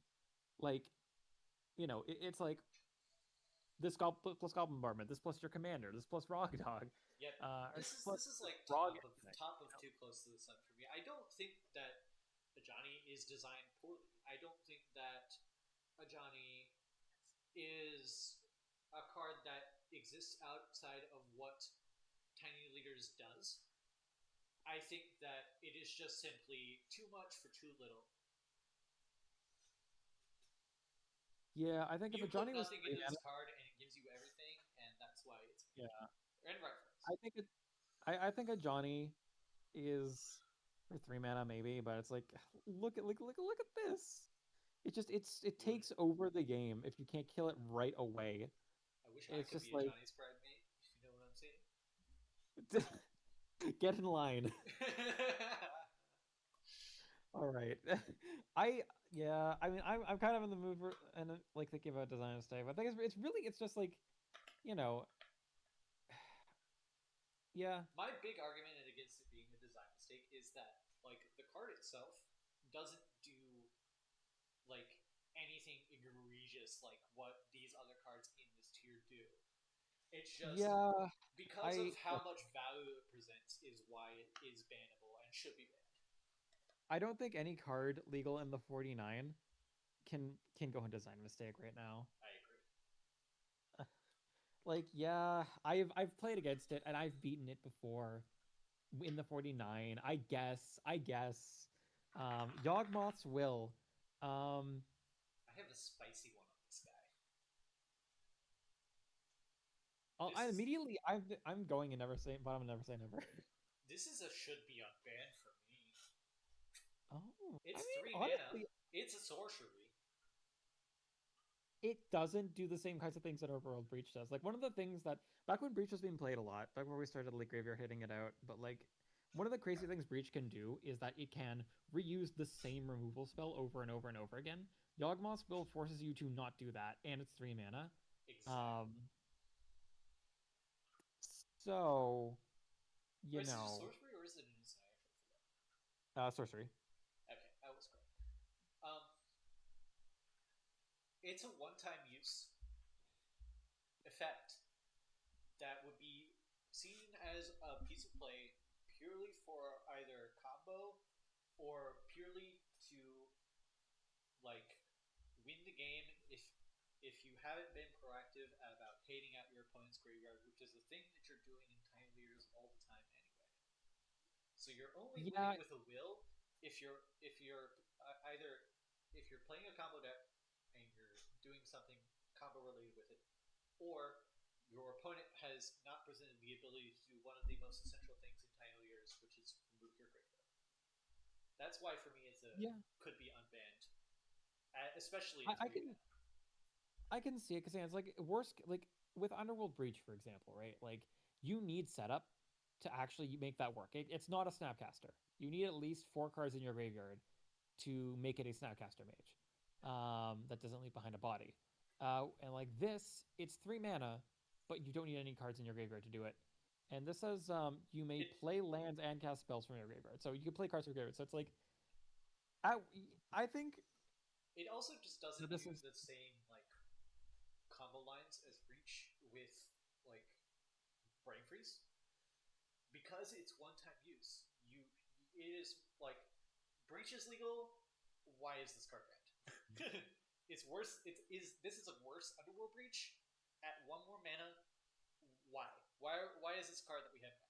You know, I kind of like as much as I'm thinking about is like because again, it's like the funniest thing about Breach is that Breach saw more play fairly as a value card in this format than it did as a combo card. Um, Yeah, I'm not thinking about where Breach was. I'm thinking about where Breach is. Breach exists exclusively now as a combo piece. That's exactly the yeah, role and this like card would fulfill. At one more mana, at sorcery, which is essentially the same as it being an enchantment. It doesn't really matter. Underworld Breach could be a sorcery, and it would have essentially the same effect. I just don't see a great case for this card being banned currently. I really don't. honestly, yeah. I mean, honestly, it's like you'd only get value out of this if you're playing it on like turn 5. For like say you play on turn 5, you get 2 1-drops out of your grave. Okay, play turn 5, you get a 1-drop and a kill spell out of your grave. Cool. You spent 5 mana, 2 for 1. Um, you can't bolt your opponent out of the game like you can with Breach. Um, I don't know. I mean, like, I think that, Grixis is not, like, Grixis Storm isn't really a thing. There's not a good leader for that. And if you're playing Storm, you need a good leader for it. So, You also like you don't have so many of the core pieces in Tiny Leaders Reborn that make Quixis the powerhouse it is in EDH or CDH even, the thing is, I where think this actually adds to the format. I agree. Like, it's a cool card that would be fun to play with. And because again, like, should be unbanned is less like we're snapping our fingers unbanned. It's like maybe we try like test it out for funsies or something like that. But I it's like mean, it's like I I, this is I a card can't believe that's I'm on the doing this. test. It's on to be tested. Yeah, like let me check out like why it was banned here. Like it might have been a carryover. Banned to set a clear power ceiling. Its efficiency outlier that forces the format to warp around it. Um, See, and it's banned in I 2018. just disagree with that. Yeah, like let's see. Sure, let's check the date here. Yeah, 2018 is like the carryover bans. So, like this, because again, weren't a lot of early Tiny Leaders bans carried over from Dual Commander. This was banned in Fritch Dual Commander that got carried over to being Yeah, a ban in Tiny Leaders Original and has been looked at as a card for the extension of the modern times since then. honestly, you convinced me. Opponent should be on back. Because honestly, the way I'm thinking about it is that like, you know, a lot of cards here, like there's a lot of cards that people kind of shortcut in their brains as this card is obviously broken, so we shouldn't even think about it. And what Yogg-Will is one of those. It's like I've never experienced a Yogg. Well, okay, I've seen people play Yogg-Will in like Vintage or something like that, or in CDH, right? And it is crazy in those formats. Like it can absolutely like a stock graveyard can absolutely go off harder than a Breach one could, but like this is not those formats. Exactly. And for the same reason that Raphaelos is broken in EDH, but not in dual commander even anymore, or you know tiny leaders, I think, is because we have the tools to manage it, and the payoffs are not as plentiful, not as easy. My So my honestly, I agree. my main argument is the context of the format. This is a worse Underworld Breach. Underworld Breach is legal. This should be too. All right, I kind of agree with you. Yeah, Put should be unbanned. All right, Mox Amber. um this was interesting. I think, yeah, I think Mox Hammer. I'm weirdly, unlike the other like, cause okay, let's put all the three Moxen together in this little waiting zone here. The deadly three, The four that we Moxen, the have. four Moxen. Wait, yeah, and Mox. There we go. The four new Moxen. So Mox Amber is just so. It's difficult for me to say what I really believe about it. I I think because of our thinking about fast mana in the format, Mox Amber will never be unbanned. Whether it deserves that or not, I think, is an entirely different discussion that goes on a deeper level about what you want the format to do. Um, I think that it's a piece of power that would be ubiquitously played in every single deck, and that for me is probably why it belongs in the fundamental harm tier. But honestly, I could also see an Command argument Tower is. for yes, exactly. That's I was getting there. I could also see an argument for should be unbanned. This is just command tower on a 0 mana artifact. How is I mean, there are certainly decks. Now the caveat: there are certainly decks where that one extra piece of mana would mean the difference between winning the game on the spot and your opponent having the time to beat you. For example, Rogdog. For example, Ral. For example, a This Sarah. grows Yoshi. This grows Yoshi. It's so funny. Um, and like Yeah. that's like those decks existing is probably why it's so good. But again, ubiquity and just every deck ever wanting it is, I think, another reason why it needs to probably stay on the ban list where it is. Yeah, my opinion, it's not the ubiquity that I think causes it. I think it's the fact that, like, again, if every deck could play it and it was equally good in every deck, then I think it'd be fine. Honestly, I think it would be a little bit of an outlier. Like maybe it'd be a similar case to Soul Ring, but I feel like with Mox Amber, because you need your commander out, right, for it to work. So it doesn't come down until like become useful until a later-ish turn in the game than normal. However, like you said with Rogdog, or any commander that's cheaper, this is it's pretty good. It pushes him over the edge, and I think that one of my main criteria for thing being too close to the sun is if it on in a vacuum is fine, but like one or two decks, like a couple of decks would push those decks over the edge. That's where I think too close to the sun is, right? It's like, I think that I think the Tabernacle will push lands over the edge. Lands in control. So I put it in there. I think Mox Amber goes the same way. I think I would put it probably above Manifold. Uh, Like but yeah. I could see this either being top of Too Close to the Sun or bottom of Fundamental Harm for me, but I think it's pretty much either. I don't disagree with where you've put either. Yeah, I'm gonna keep it around the middle. I think that's probably where we're at. Maybe I'll put it above Mountain Hex. All right. Now the next Mox Diamond. This I would also put for similar reasons that it would push lands too far over the edge. Like Uh, this is not that. I don't think it's that it's playable in most decks. I think that for me, this is a Fundamental Harm. I think it's uh, negligible cost for what you get. Uh, and there are just too many decks that would. This is just a free roll. Uh, I mean, it's basically a 0 mana make another extra land drop, make an extra Woobur's this land drop. is Glacial Chasm on an artifact, or not Glacial Chasm, excuse me. The other one, Yeah, Gymstone Caverns. Except you yeah. don't have to go second, and Yeah, that's I mean, harmful. I would say it's a 0 mana explore that doesn't draw a card, right? Like it's play an extra land drop effectively, and it is the land. So yeah, honestly, I'm kind of with you there. Um, like definitely I'm trying to think because like think about where it's played in Legacy, right? Only lands really plays Mox Diamond, It's but well, then again, the speed is kind of important. it's a hard argument to make because of how different Legacy is. You're going against force checks if you're playing this out of a combo deck. I'm thinking like your Rouse, your Acera Rex, your Yoshi Maru Rograx of the world that are your guts even actually. Your dedicated fast decks that don't particularly care about that cost being something that they have to pay. Pushes them over the edge.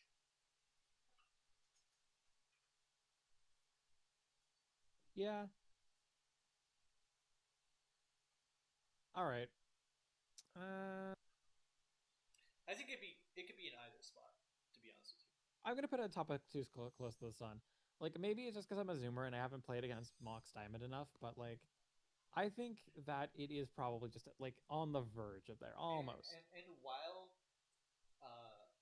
monetary concerns should never affect how we ban or unban cards, this is a reserve list magic card, and it is not a card. It's mostly a reserve list card that's been reprinted properly once. Like it's $1,000, yeah, but like it was printed in from the vault. I mean, no, there have been meaningful reprints of some of the others, but All right. not. Yeah, but still like $1,000. But yeah, it's like, There were masterpieces of some of the. Anyway, it's not there about it. yeah. I think yeah. I think Too Close to the Sun is where I put it. I don't think every deck would run in this.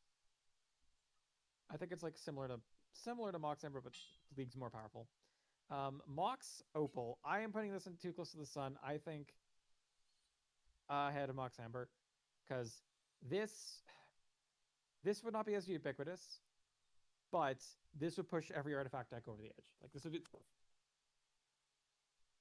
yeah, it's just good. It's just too good for that. So, my opinion on this particular boxing is that the cost of it is actually high enough to where I think it gets the top of Never Say Never for me. Really? I think that this is an interesting card that has depth to it, and that artifacts as an archetype isn't powerful enough to warrant the banning of Mox Opal. This card was banned originally because of how strong Imri was, and I think that nowadays Imri is not nearly as strong as she used to be, mainly and purely because of how pivotal Graveyard Hate has become to playing this format successfully. And so I think that we could see a world where Mox Opal could be unbanned successfully in order to power up Emery and similar artifact decks to keep up with the times. Honestly, I kind of agree. Like feel like I'll actually put it below Mind Twist. I think this the unfun factor of Mind Twist is like it's not strong enough. My thing about Mox Opal, this is a card that adds something to far. It does. Emery does not see play right now, and like similar artifact-based combo decks also don't really particularly see play. This would add something to that aspect of this form, and that's why I think it could be a never say. Yeah. That's fair. I'm gonna put it around the middle-ish, next to Necro, between Survival of Fist and Necro. I think is where it belongs. Would you like to get the gummies? We can go through the tiers and reorder them later, but yeah, Chrome Mox. That one's it has more play than Mox Diamond does because you have to have the card of the color you want, but I think it's over the edge. I think I'd put it here, roughly. I think Chrome Mox is too close to the sun. Chrome Mox for me, it's just like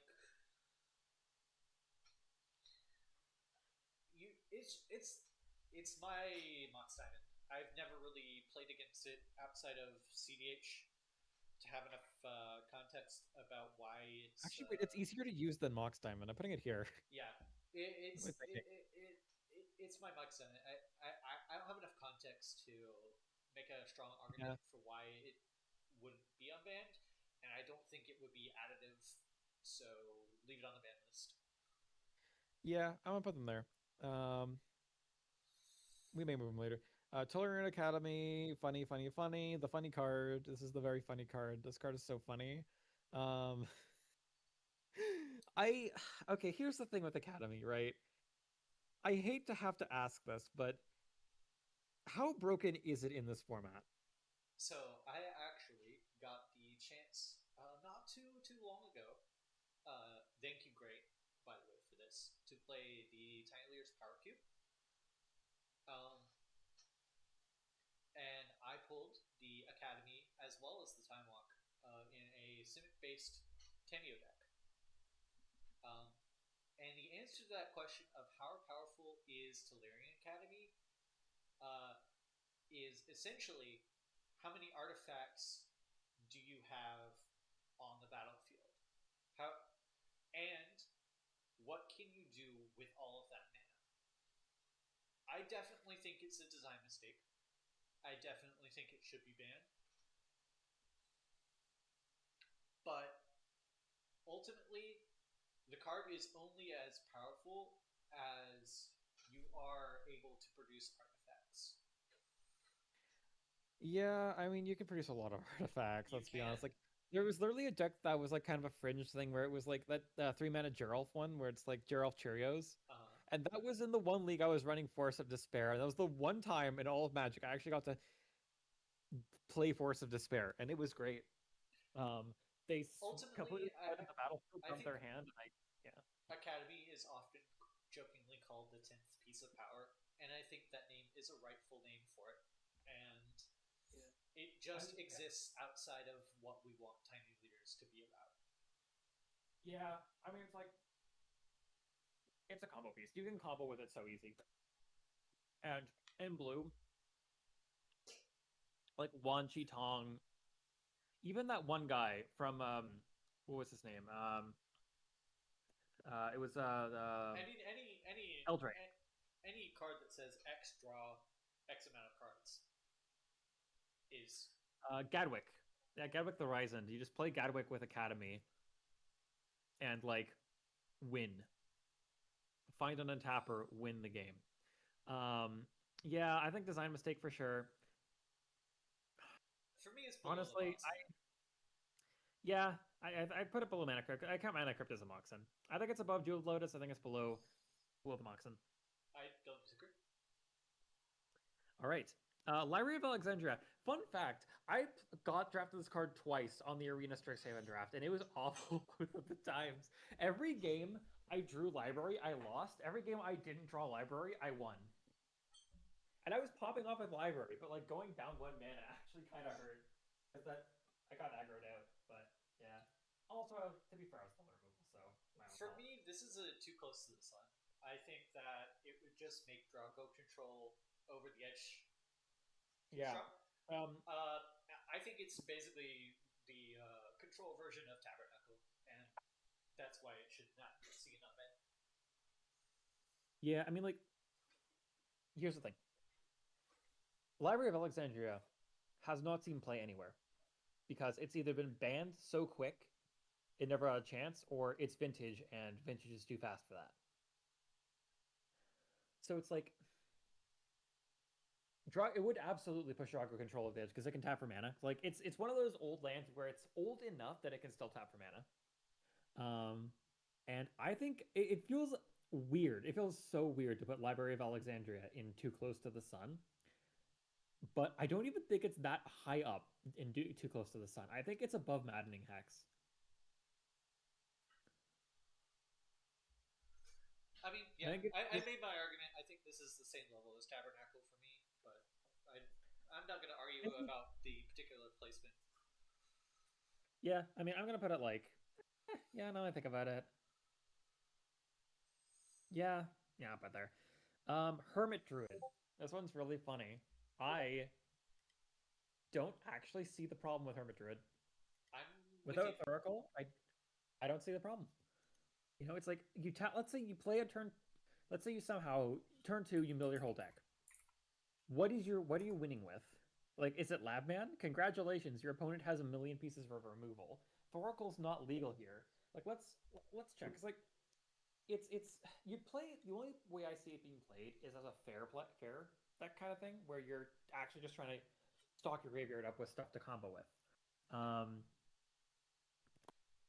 Yeah, so let's check it out. this is another one. It was another This is another yeah. one for me that's like, why is this card banned? This looks like it was a dual commander ban. Yeah. No. I know why it's banned Oh yeah, sorry. right now, but like it's in the context of modern Magic the Gathering. Why is this card banned? Um, it's 2 mana for 1/1. You have to make it around the table, and then you tap and put the ability on the stack, and then you have to have another thing on top of doing all three of those things to actually, win. Uh, I In actually a had format with a endurance. discussion with Lion about this card a whiles ago now, but the main challenge, the question is, how do you win with a target trip? And the answer is exactly Laboratory Maniac. We don't even have Jace. That's right. Uh huh. And all the other weird graveyard stocked up win cons are 4 mana or more, like Mortal Kombat. So yeah, it's like you play this unless you have some sort of delve card. Well, not delve. Delve doesn't even work. You know, like a delve X spell or something like that. Yeah, I mean, I'm sure there's some way you could kind of combo this with something, but it's like we have endurance. Endurance just counters the ability. And it's like, yeah, honestly, I don't see why should be banned. I think it is the unknown of it. I think I put it above Fellows, but again, it's like I think it's worth testing. Grindstone, on the other hand, I yeah, no, I mean, no. I would be more What? willing to experiment with Grindstone. I don't think it'll catch an unban. Similar to the choosing to not unban MCL. Yeah. I think this is just not a.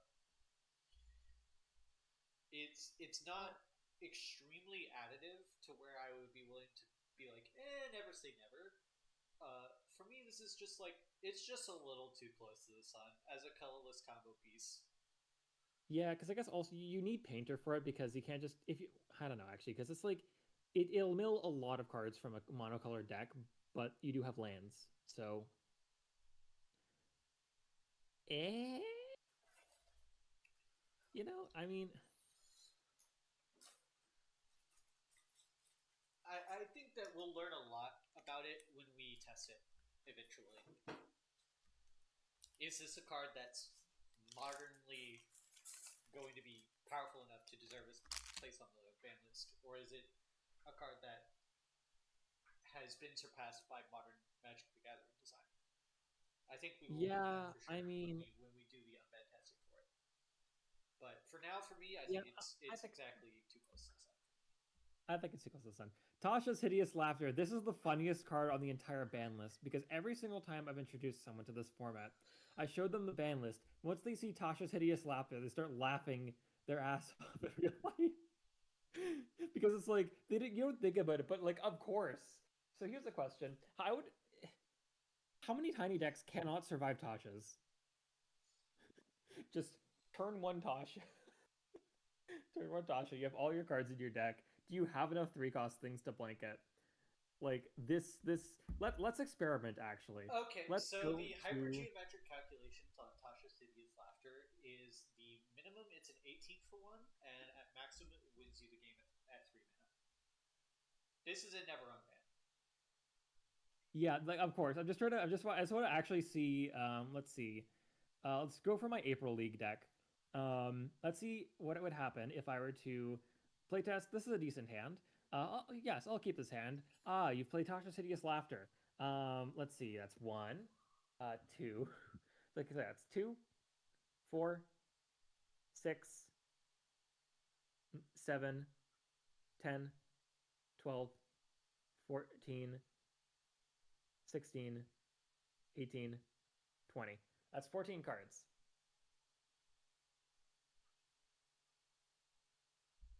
Yeah, the math is And you just not conducive to what we want it to do, and then you get to Tasha's Hideous Laughter recasting because that's what a deck yeah, built around it is going to do. and It's then going to you bring it back into and you recasting.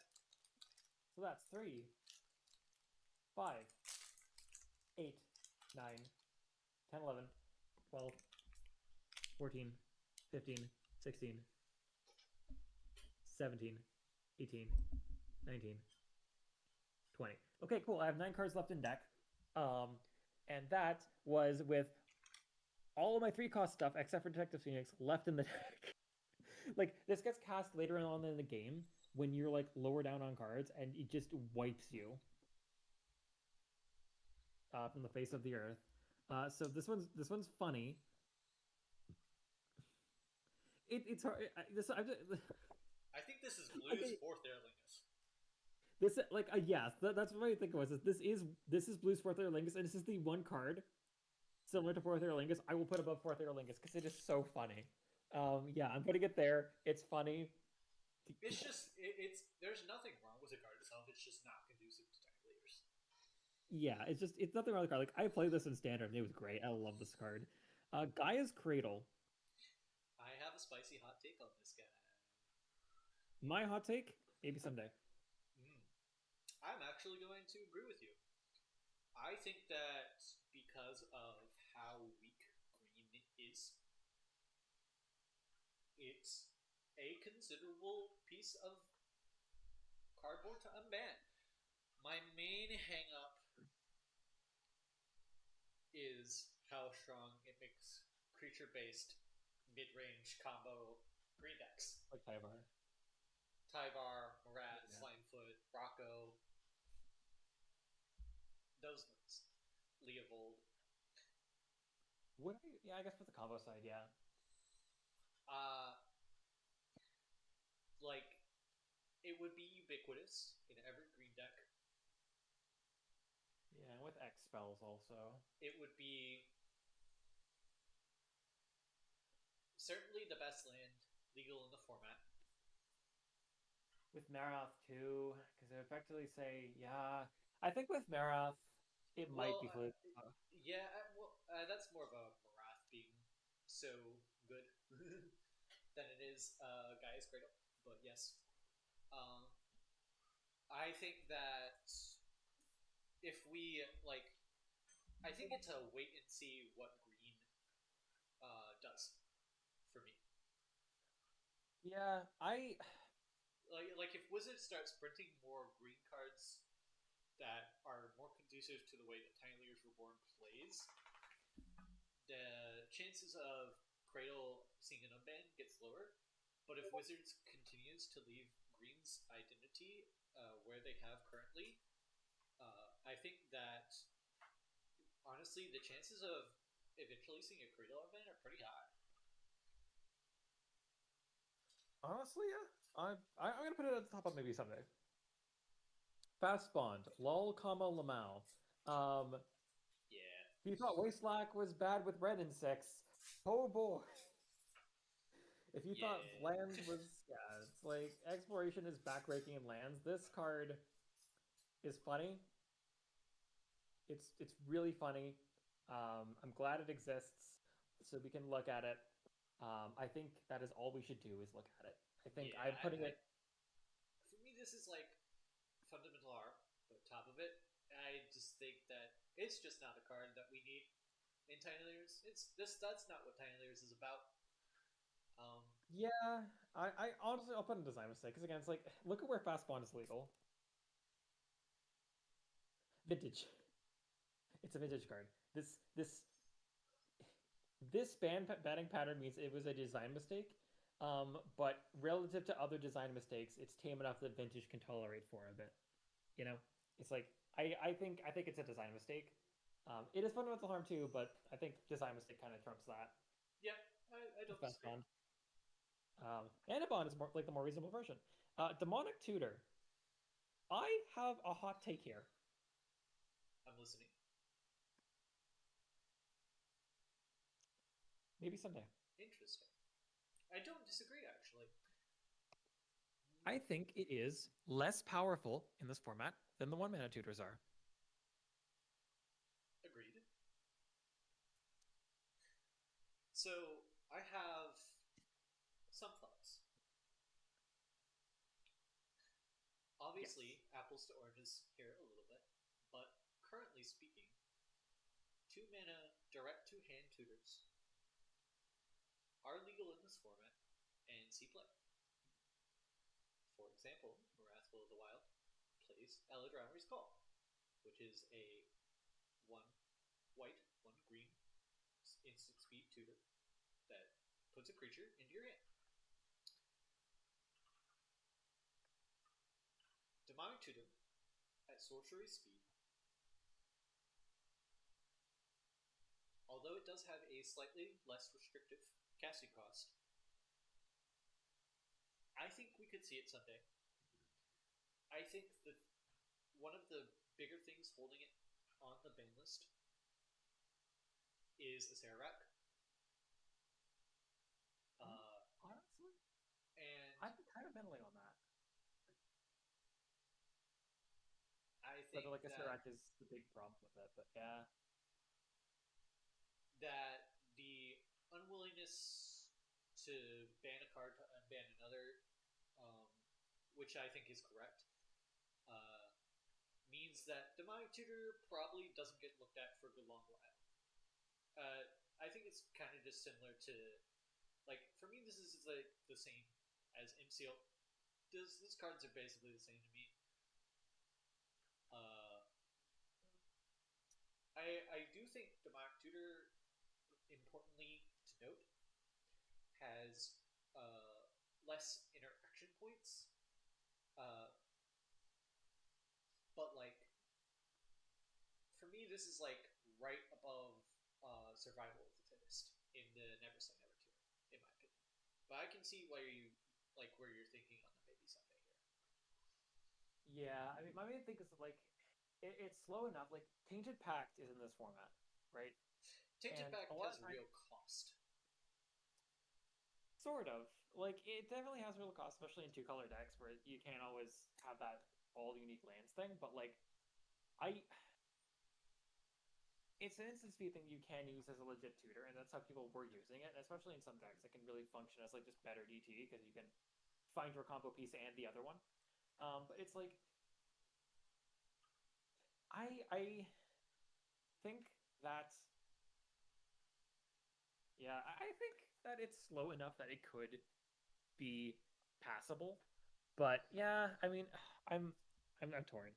Well, I I mean, think that it's yep. on the test list, so I think for me it's like Grindstone.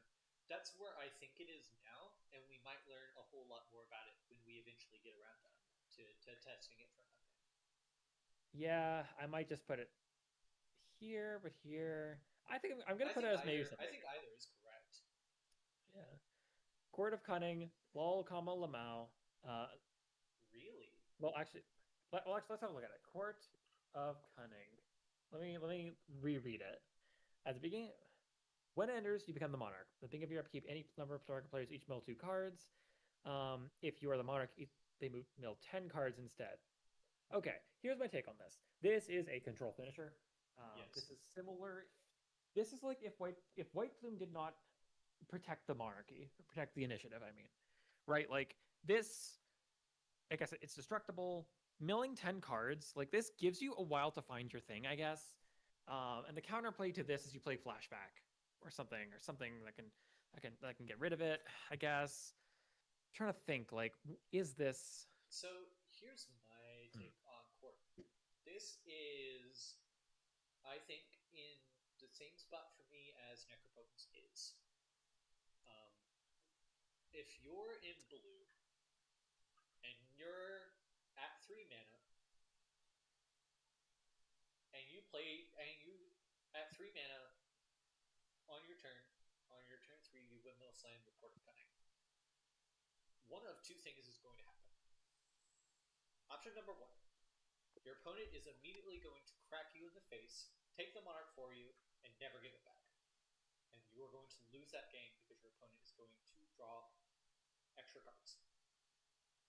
Option two, you're going to have a way to successfully protect that monarch, and you are going to win that game, not because of what Quarter Cutting does, but because of the card advantage it generates for you anyway. That's it. I think honestly, the mill. you're not wrong. I think the mill of Quarter Cutting is essentially flavor, and You're not wrong because like it gives you like a whole bunch of turns, and also endurance is in this format. I just think like it's a control finisher. I think it's a control finisher that I would not be unhappy to have. Uh, my caveat to this, however, is I do acknowledge that it is a piece that Aminato can downtick onto, Ah, right. and Infinite that Monarch. deck is very strong. And like it probably the strength of that deck as of current probably holds court on the ban list at least for a while. Yeah, I'm gonna put it in too close to the sun, honestly. I think it pushing off Amanatu's ability to reclaim the monarch is a yeah, it's a bit too good. Like again, like, the main thing we're focusing here, which is kind of crazy, is the monarchy part of it, because it's like, you know, repeatable monarchy is what makes it strong for Amanatu. Like what makes it ends up being Yeah, strong. you It's could like care less about the build.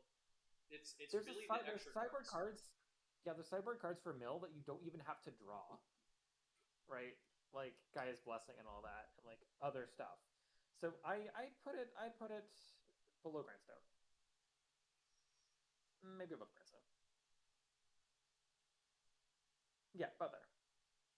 All right, counterbalance. This one's in the same tier as Teferi for me.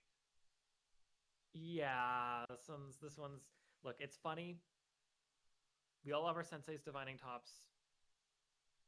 We do not need a 2 mana hard lock on the game that Yeah. only abrupt decay get rid of or I besage it. just it just doesn't need to be in the format. It's a fun card. It's very fun in the way that it's designed, but it Very doesn't funny. have a home.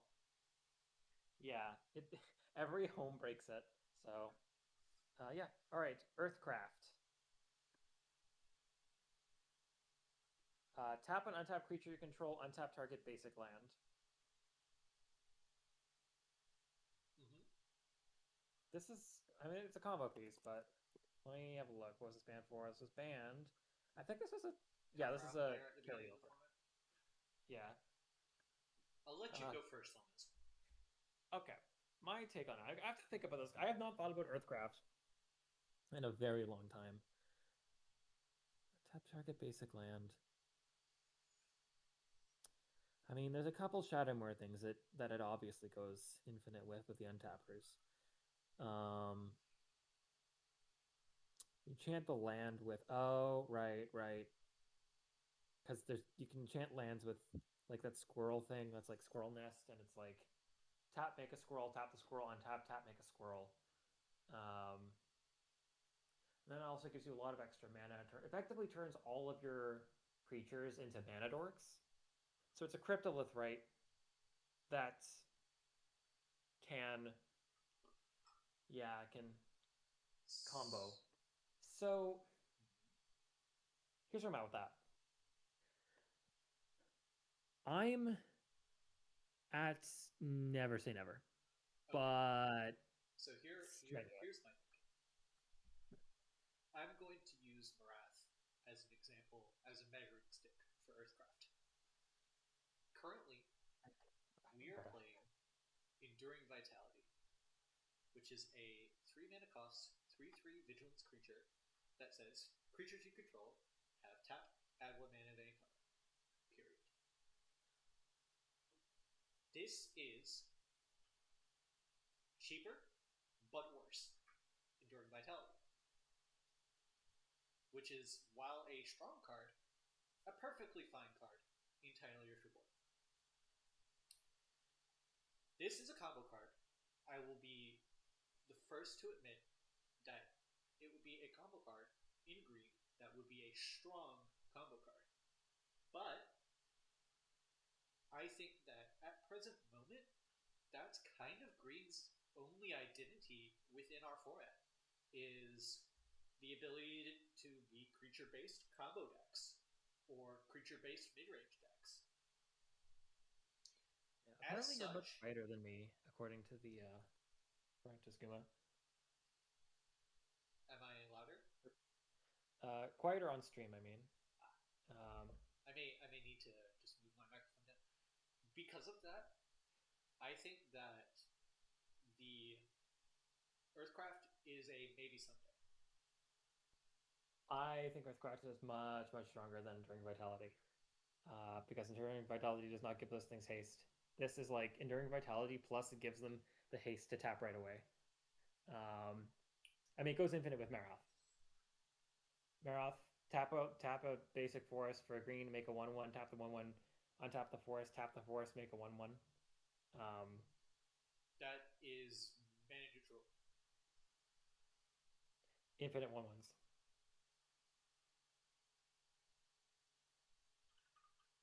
So that would require you to have all 3 of your basic lands on the battlefield. Oh no, you'd only need 1 basic land. Like Marath with Earthcraft out, you cast Marath, if you have one basic open, you tap it to activate Marath to make a 1/1 token. Then you tap the 1/1 token, untap That Marath. shrinks Marath. It causes Marath's power and toughness to go down. You need another piece. It's a Oh, 3 card. right. Right, because it has the counters thing.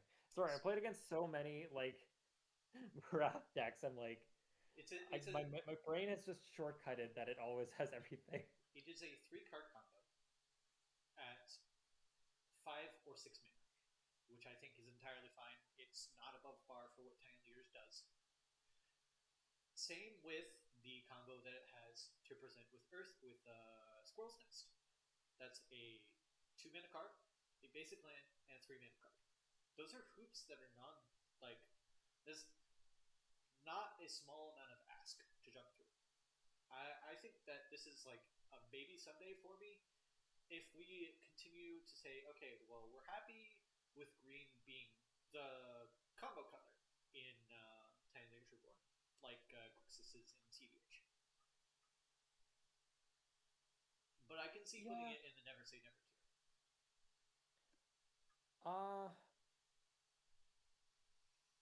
I'm still suspicious of it. I think that it has a bit too much utility. Um, so I will say, I'm I think sus. if it got unbanned, it would certainly put Marath over the edge. That is the caveat to my statement. I think that card plus Marath would be true. Yeah, that's fair. Technically, I would put it in too close to the sun. I'm going to keep it at the top and never say never, just because. All right, we're getting to the final stretch here. Looks like we got a bunch of commander bans after this, so let's, for irony's sake, put that one. Let's put that one in the bottom. All right, channel. Combo card from the Vlar. Channel Firewall, baby. If you're ever at lower life total than your opponent, or your opponent gets more lands than the life total difference, you lose. Channel Fireball. We love this. It's a fun card. It would be additive, but not in a fun way. Leave it on the ban list. Yeah. I mean, it pushed Marath over the edge. Added to the pile of good in Marath. Then Lutri.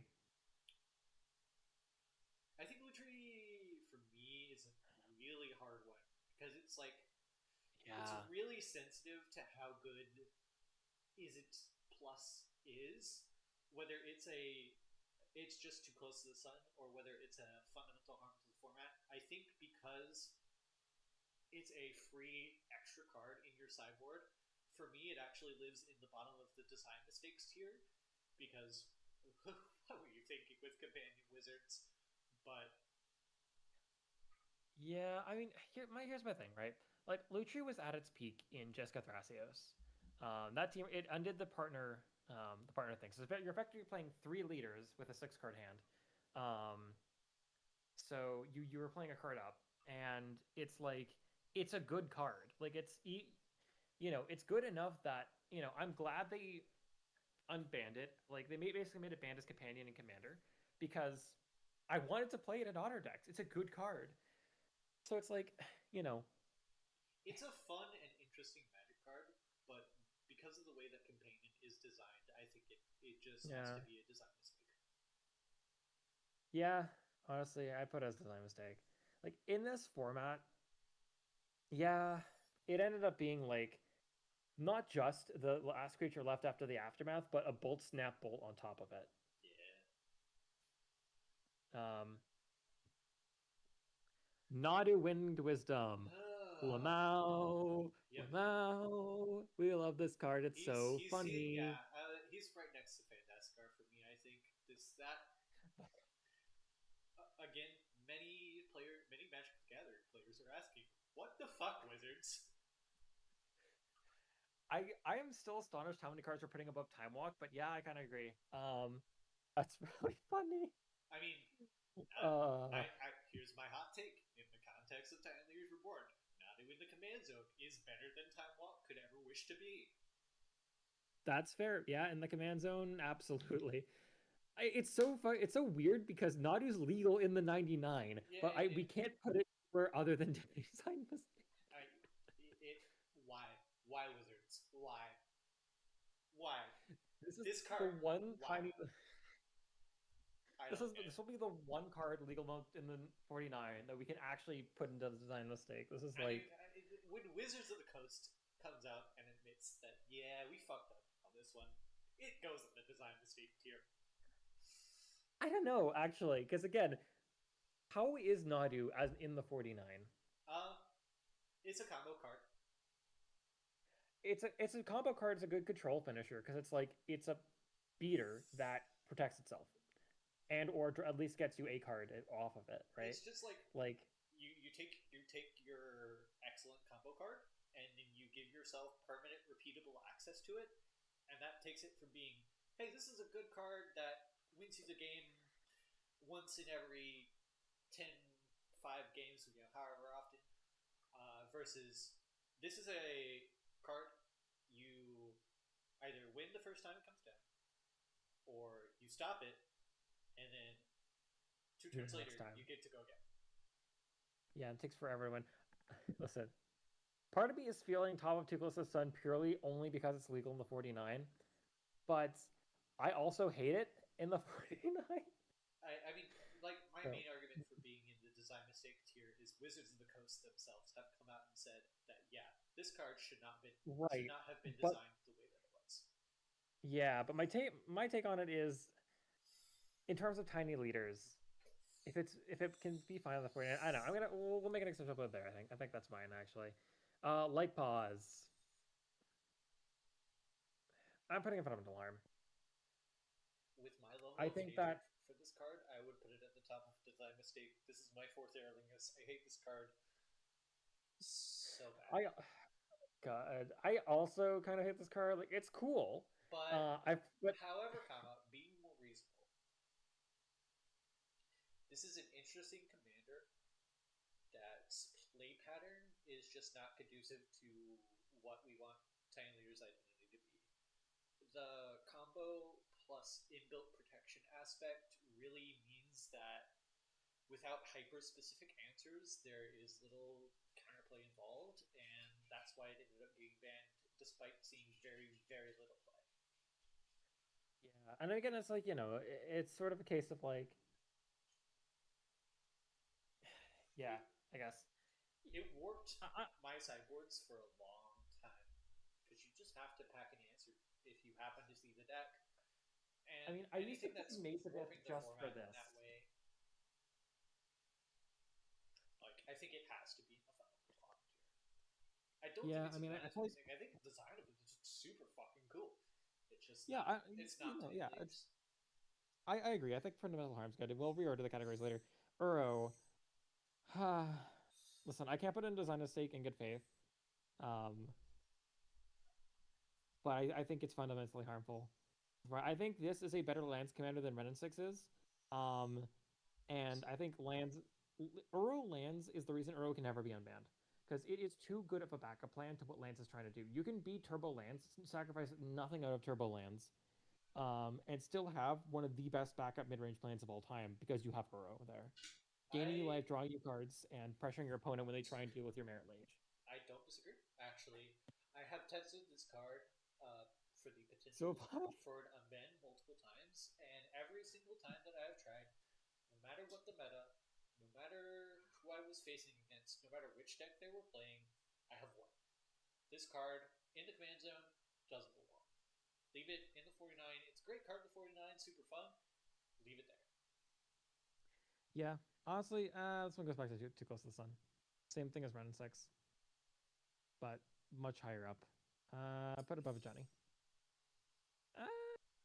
Yeah, no. It Nah, I think effectively always it's costs 2. yeah, The it's first time too you much play better it. than Ren and Six. Yeah. Yeah, it's too much better than Ren and Six. You're also in better all right. cards. Yeah, Derevi. God, I wish Derevi was legal. It was so toxic, and I would love it so much. But yes, no. If Derevi was legal, I would be playing Derevi. For me, I think this is actually towards the top of the Never Say Never tier. I think that the main reason why Derevi is banned is is because it is not fun to play against. Uh, but competitively speaking, the strength of the deck is not altogether too high. Uh, the worst offense that Derevi itself commits is the cheating of the command tax. But we have legal tiny leaders that do that. Yuriko, I'm looking at you. Yeah, I mean, my take with the Revi here is like, um, yeah, like my take with the Revi is this is probably going to be one. This is one of my favorite mid range commanders because it is like a mid range control commander. It's like it's wilderness reclamation on a bird, right? Like he comes down, untaps your land or taps down a guy. You know, he basically neutralizes a combat step, and you can keep bringing him down and holding up removal. And oh man, I love Derevi so much. I wish Derevi was legal, like for a time when I was playing, so that I could play it, enjoy being on the right side of its toxicity, and then let it get banned as it should be. But I don't know actually, like because the thing is, back in the day, Derevi was devastating, because removal has gotten better, and more plentiful, and our tools for dealing with these things are more plentiful. Like packing a pithing needle to deal with a commander's ability or a disruptor flute or whatever is, you know, not unheard of. Like it's absolutely reasonable. And so it's like when So you just yeah. I'm with you on the I would enjoy Derevi. I play Derevi in CDH. This is actually my CDH main. My main problem here in Tiny Leaders, and this distinction there from the 1 versus 3 to the 1 versus 1 with Derevi, is the typical loss. Yes, there are excellent answers. Yes, there are even uncountable answers that you can utilize. However, you're still losing tempo because you're not trading one card for one card and adding commander tax. You're trading one card for 4 mana. And all the while, Derevi, the only game plan that Derevi has ever executed in any format ever is stacks. That's what this deck does. That's not fun. I mean, it does stacks, but it also does mid range, right? Like that, I see it as an amazing like a perfect mid range commander. And it's like when I think about answers to Derevi, I don't think like ways that you can kill Derevi. I think like you put a pithing needle down, like you stop the thing that Derevi wants That's to do. That's a nice pithing needle you got there. Too bad I'm in green white. And I have every single artifact and enchantment removal piece literally ever printed. One could say that about Marath, but we're not going there. I mean, Morath does that too. That is part of why Morath is so strong. Yes. I mean, like, yeah. Or the caveat to that being, of course, we don't care about your disruptor flute. Now Morath is 6/6. Thanks. Yeah. Well, I guess, but it's also just like stops the ability. I think this is just like too close to the sun. There's just if it didn't have the activated ability, it would be a completely and utterly fine commander.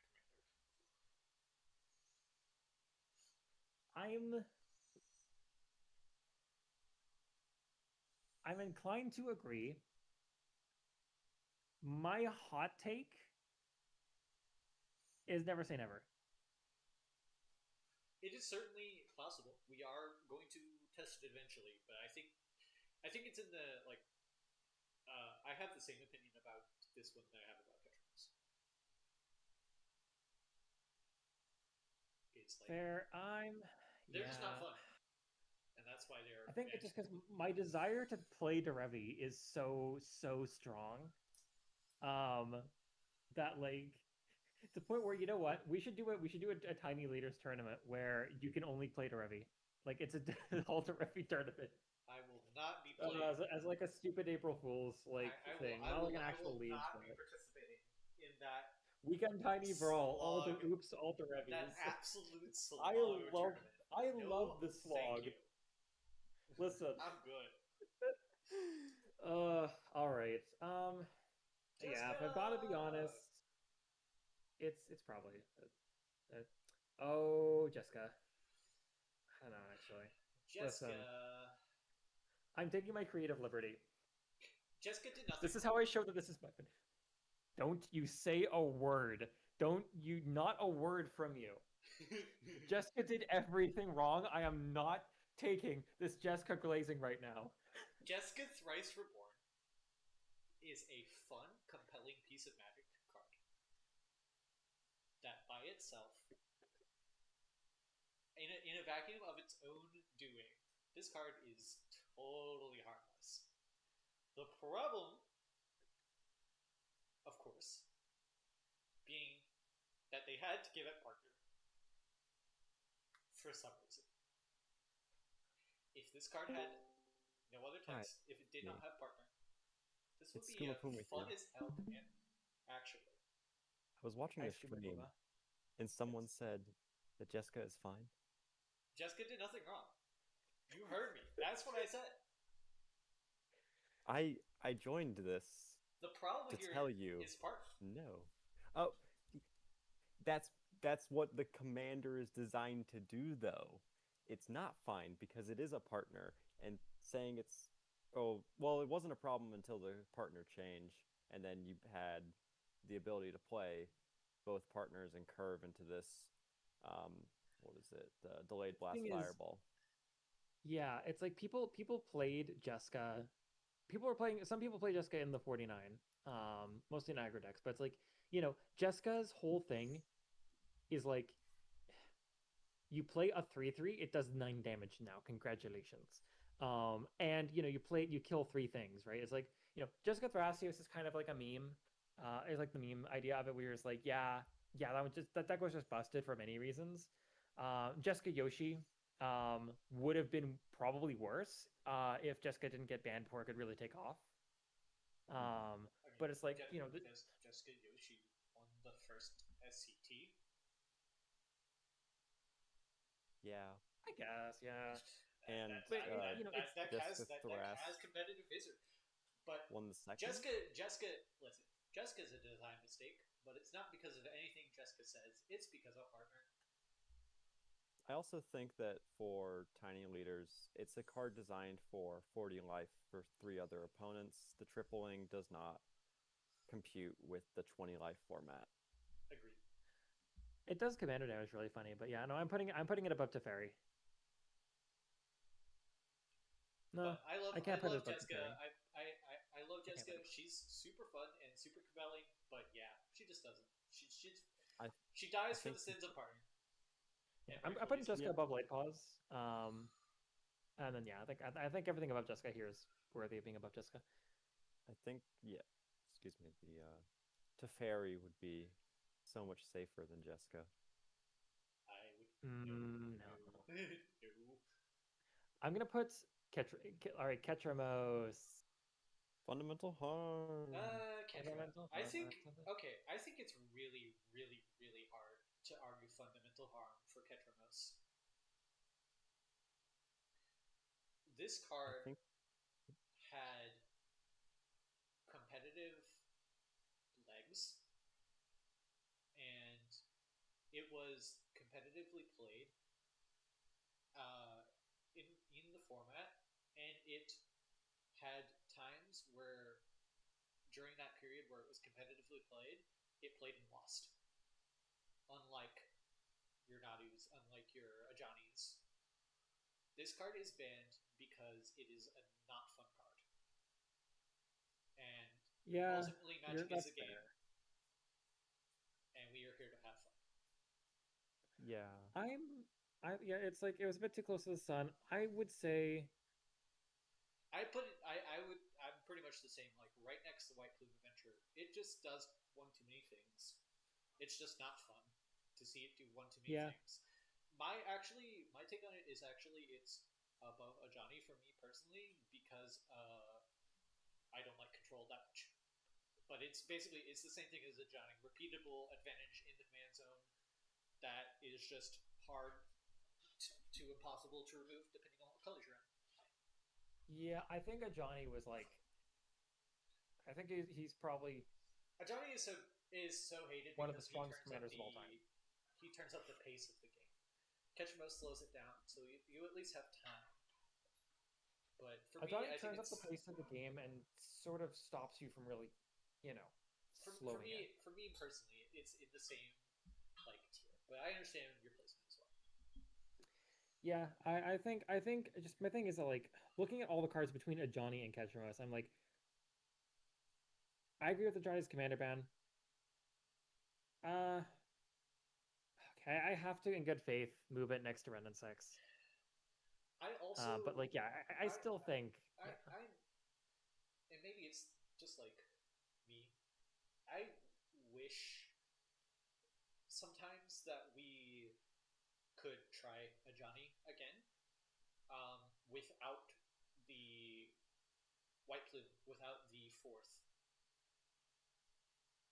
NC. I don't. But Every game I the played card is against so Ajani, strong I never. that it's hard to It's like it's hard to ask for that. I played games against Ajani where I never saw fourth Aerolingus.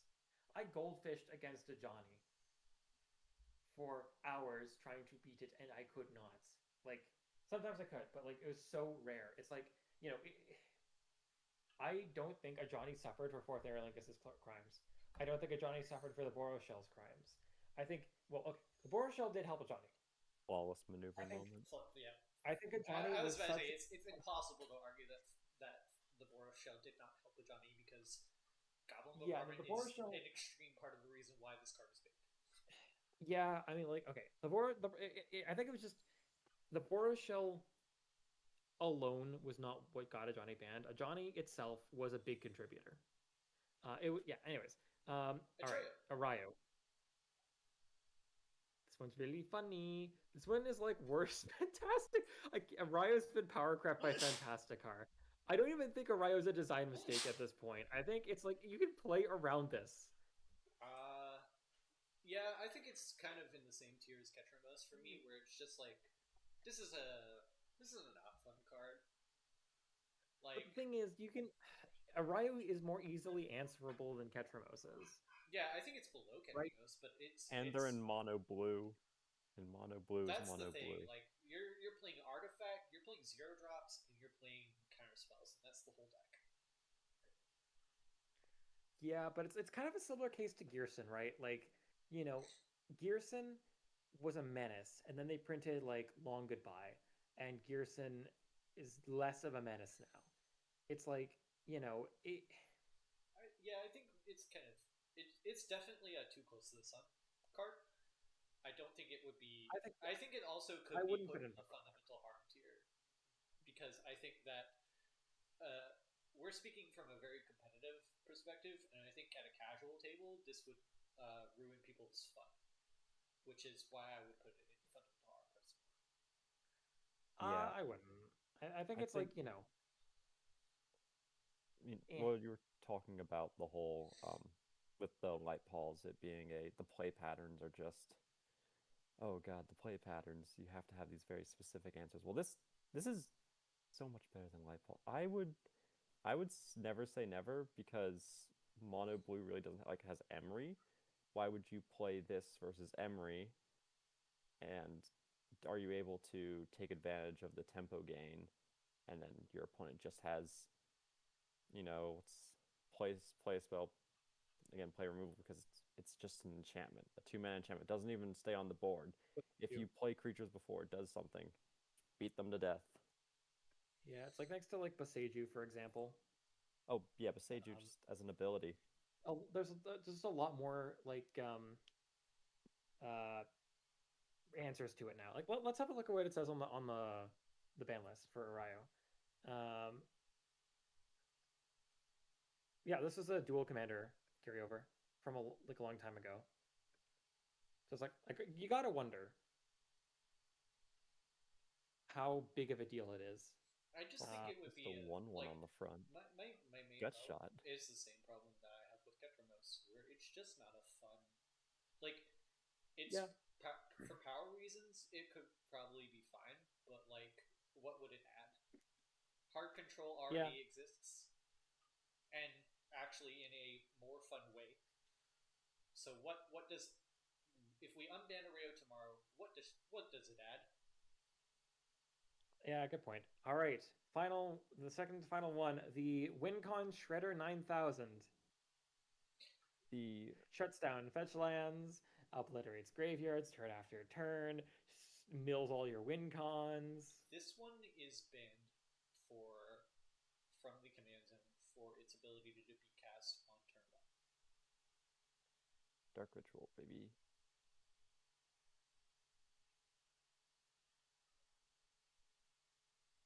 Yeah, I mean, it's got the reasoning here is like, the oppressive like Grave Denial. Like I've had this cast against me in like the 49, and it wrecks your graveyard. It mills out all your win cons. It's so bad. And yeah, the fetch It's- land. We always it's had a- access to it. And my big problem, and I'm saying as commander, this would be fundamentally harmful. Agreed. It is so difficult to remove because it has 5 loyalty. What is it? Yeah, and you're in blue.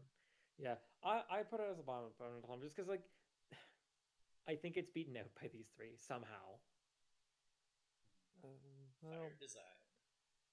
fire design moment. And the final one, the irony is Balance. balance. I mean, you can look at that list right there, and you can see why It's banned restricted in our format. vintage. Yep. Imagine Canadian one no Highlander, creatures banned in Emanatu. Commander, banned in Legacy, banned in Oathbreaker, restricted in Vintage. Well, design mistake for sure. Like it's really funny because it's like I mean, okay, think about how it plays in Tiny, right? This is like it's a mind twist. You play it on 0 cards. It's better than Mind Twist. A board wipe. It's an Armageddon. This is Mind Twist, Wrath of God, and Armageddon, all built into 1 card. For 2 mana. For 2 mana. This is an artifact deck's best friend. This is everything. So Everything you could ever want.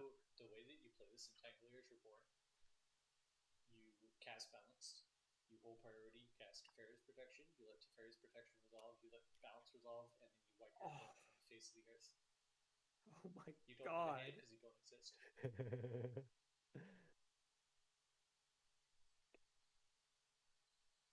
You still do technically have a hand, but Your hand of 0. yeah. Yeah. I'm Let's off see to if go it play my plays out. monthly on Marith, and I'll be thankful that I don't have to play against balance. Farewell, y'all. Well, here we are. Now that we have a solid rank, I will let you finish and just take a screen cap for me and send it so I can make this video's thumbnail once you're finished adjusting. But I have to head off for the evening. Bye-bye. All right. Well, I'll This has send been a fun. screenshot of I that. hope you enjoyed some rankings. If you Oh yes, this has been very got to fun. watch, or if you were here. Have a great night. Have a great night.